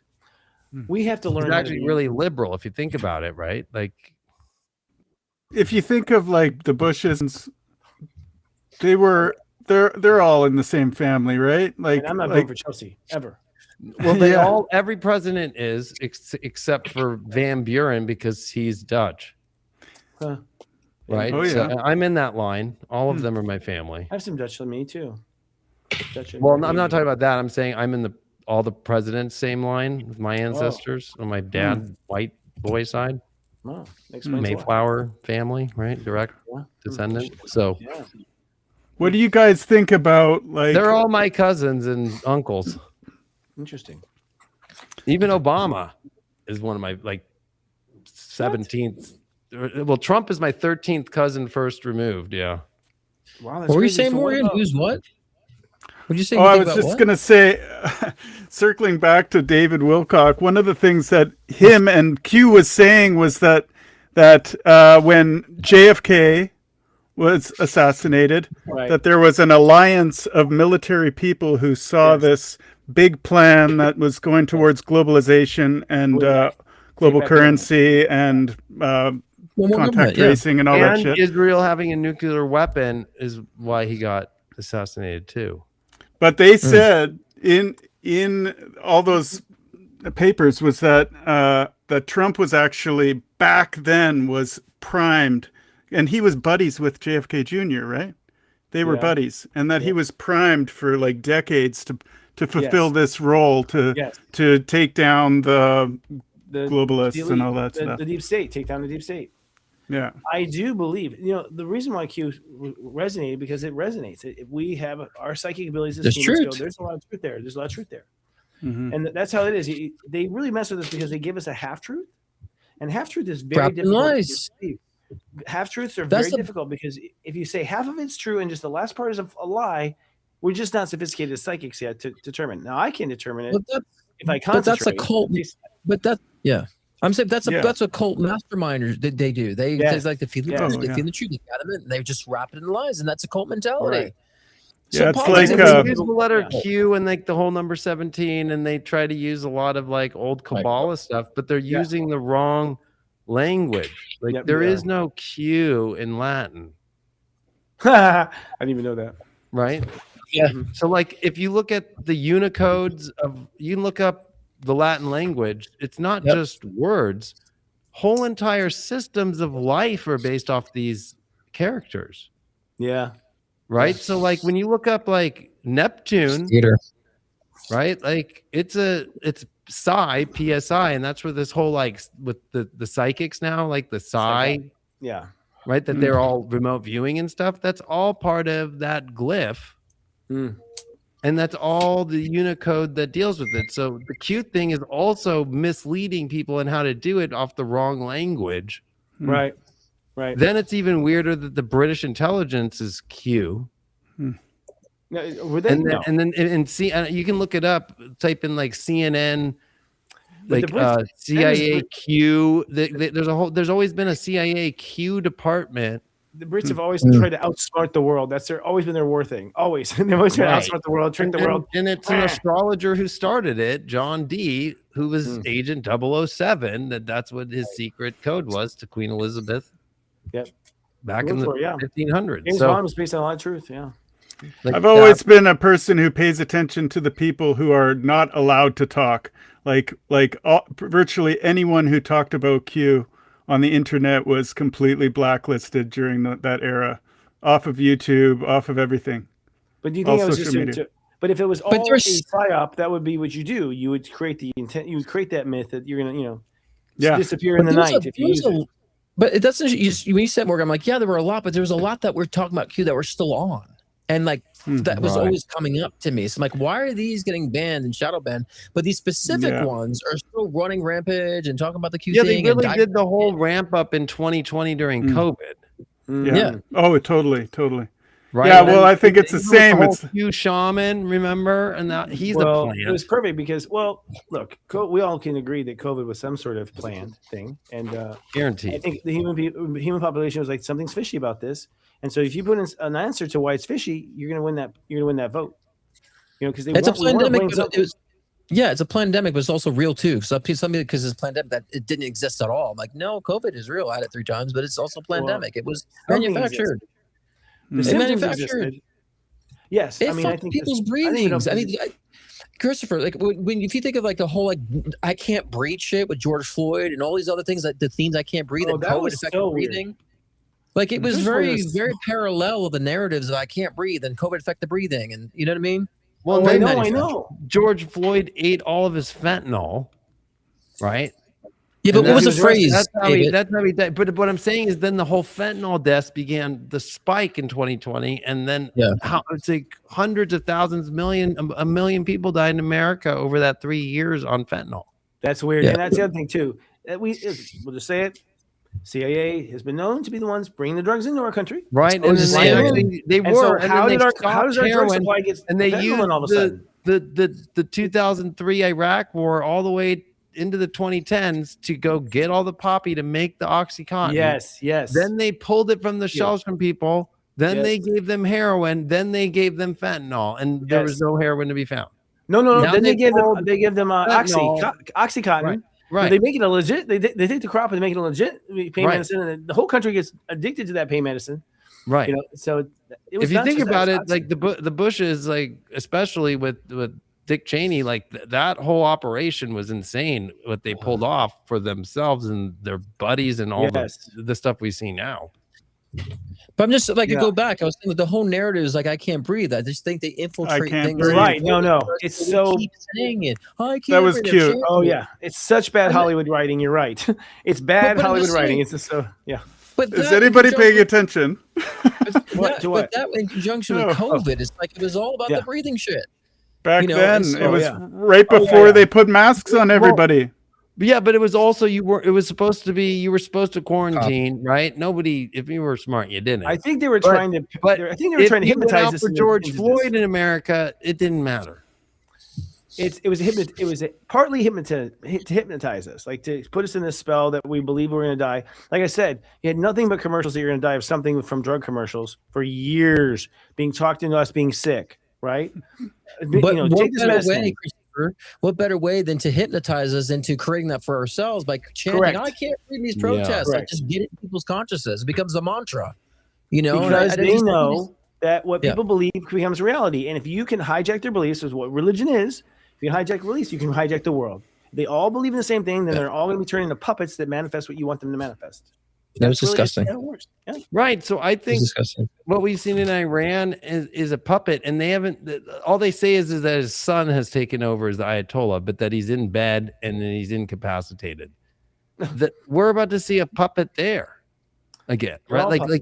Like now with this whole Netanyahu thing and all of his AI stuff, like he's a puppet. Trump's a puppet. Like it's not the same Trump. I don't see Trump as a puppet. I don't see Netanyahu. Do you think Netanyahu? I think he's a very careful man because he's complicated. He's like, he's doing business with the mob. He's doing business with all the bad people, and I think he's like walking a fine line. But I get the feeling that Netanyahu is Netanyahu. I don't feel like. I agree with you with Netanyahu, but Trump is definitely a puppet for the Israeli government. I've always felt that.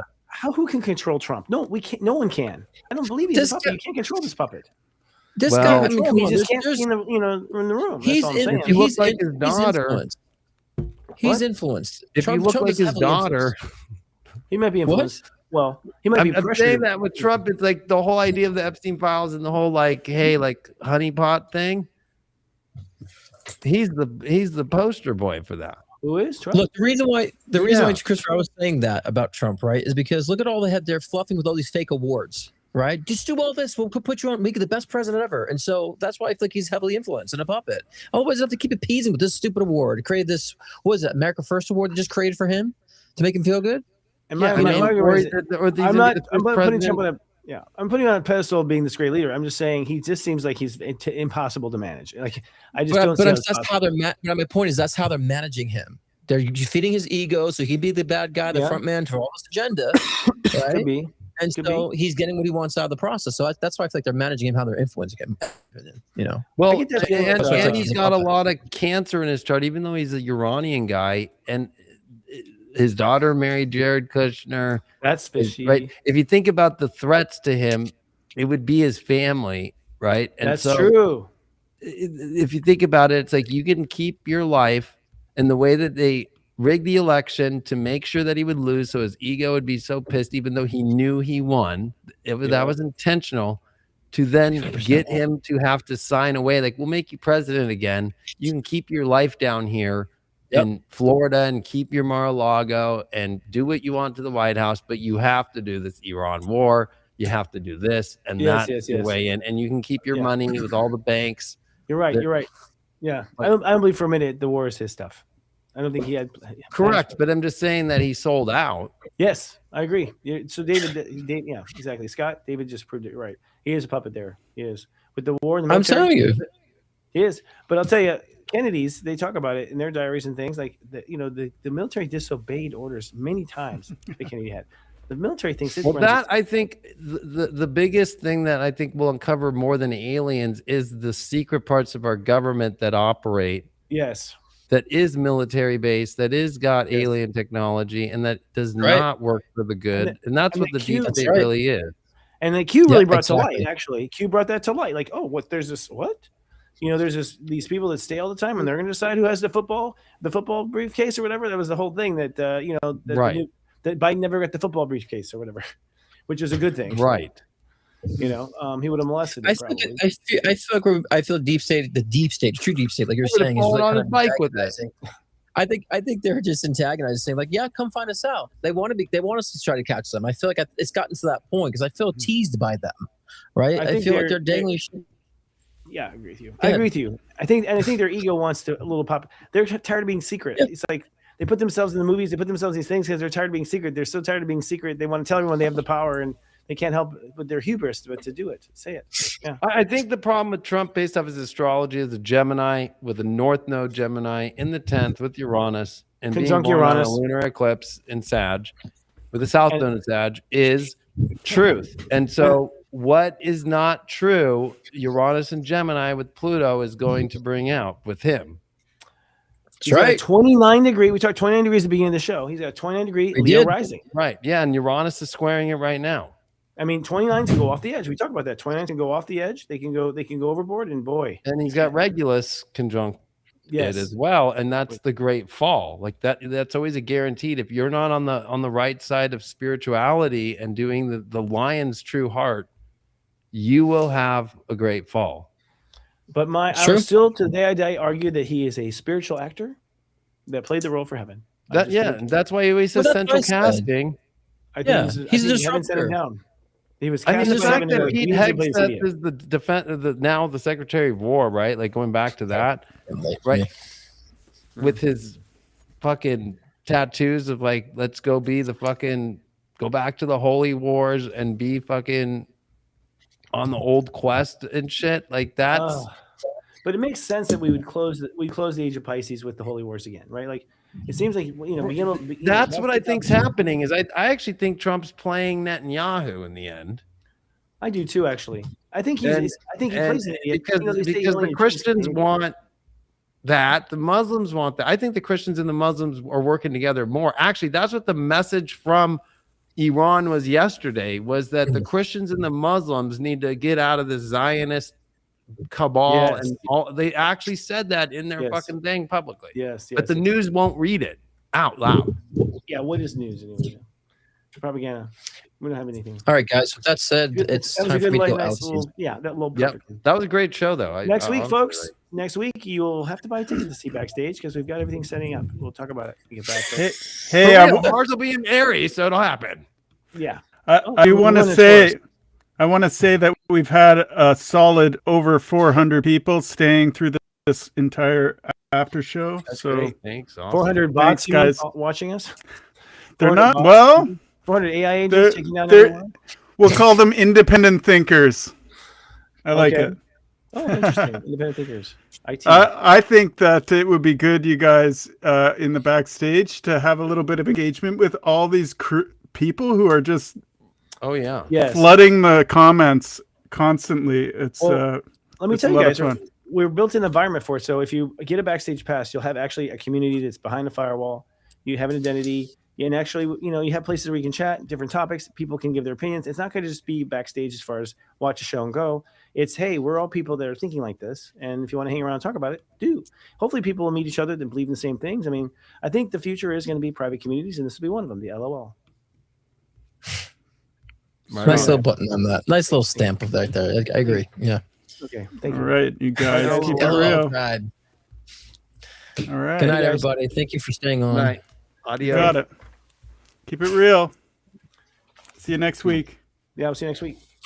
Peace Good out. job, guys. That was excellent.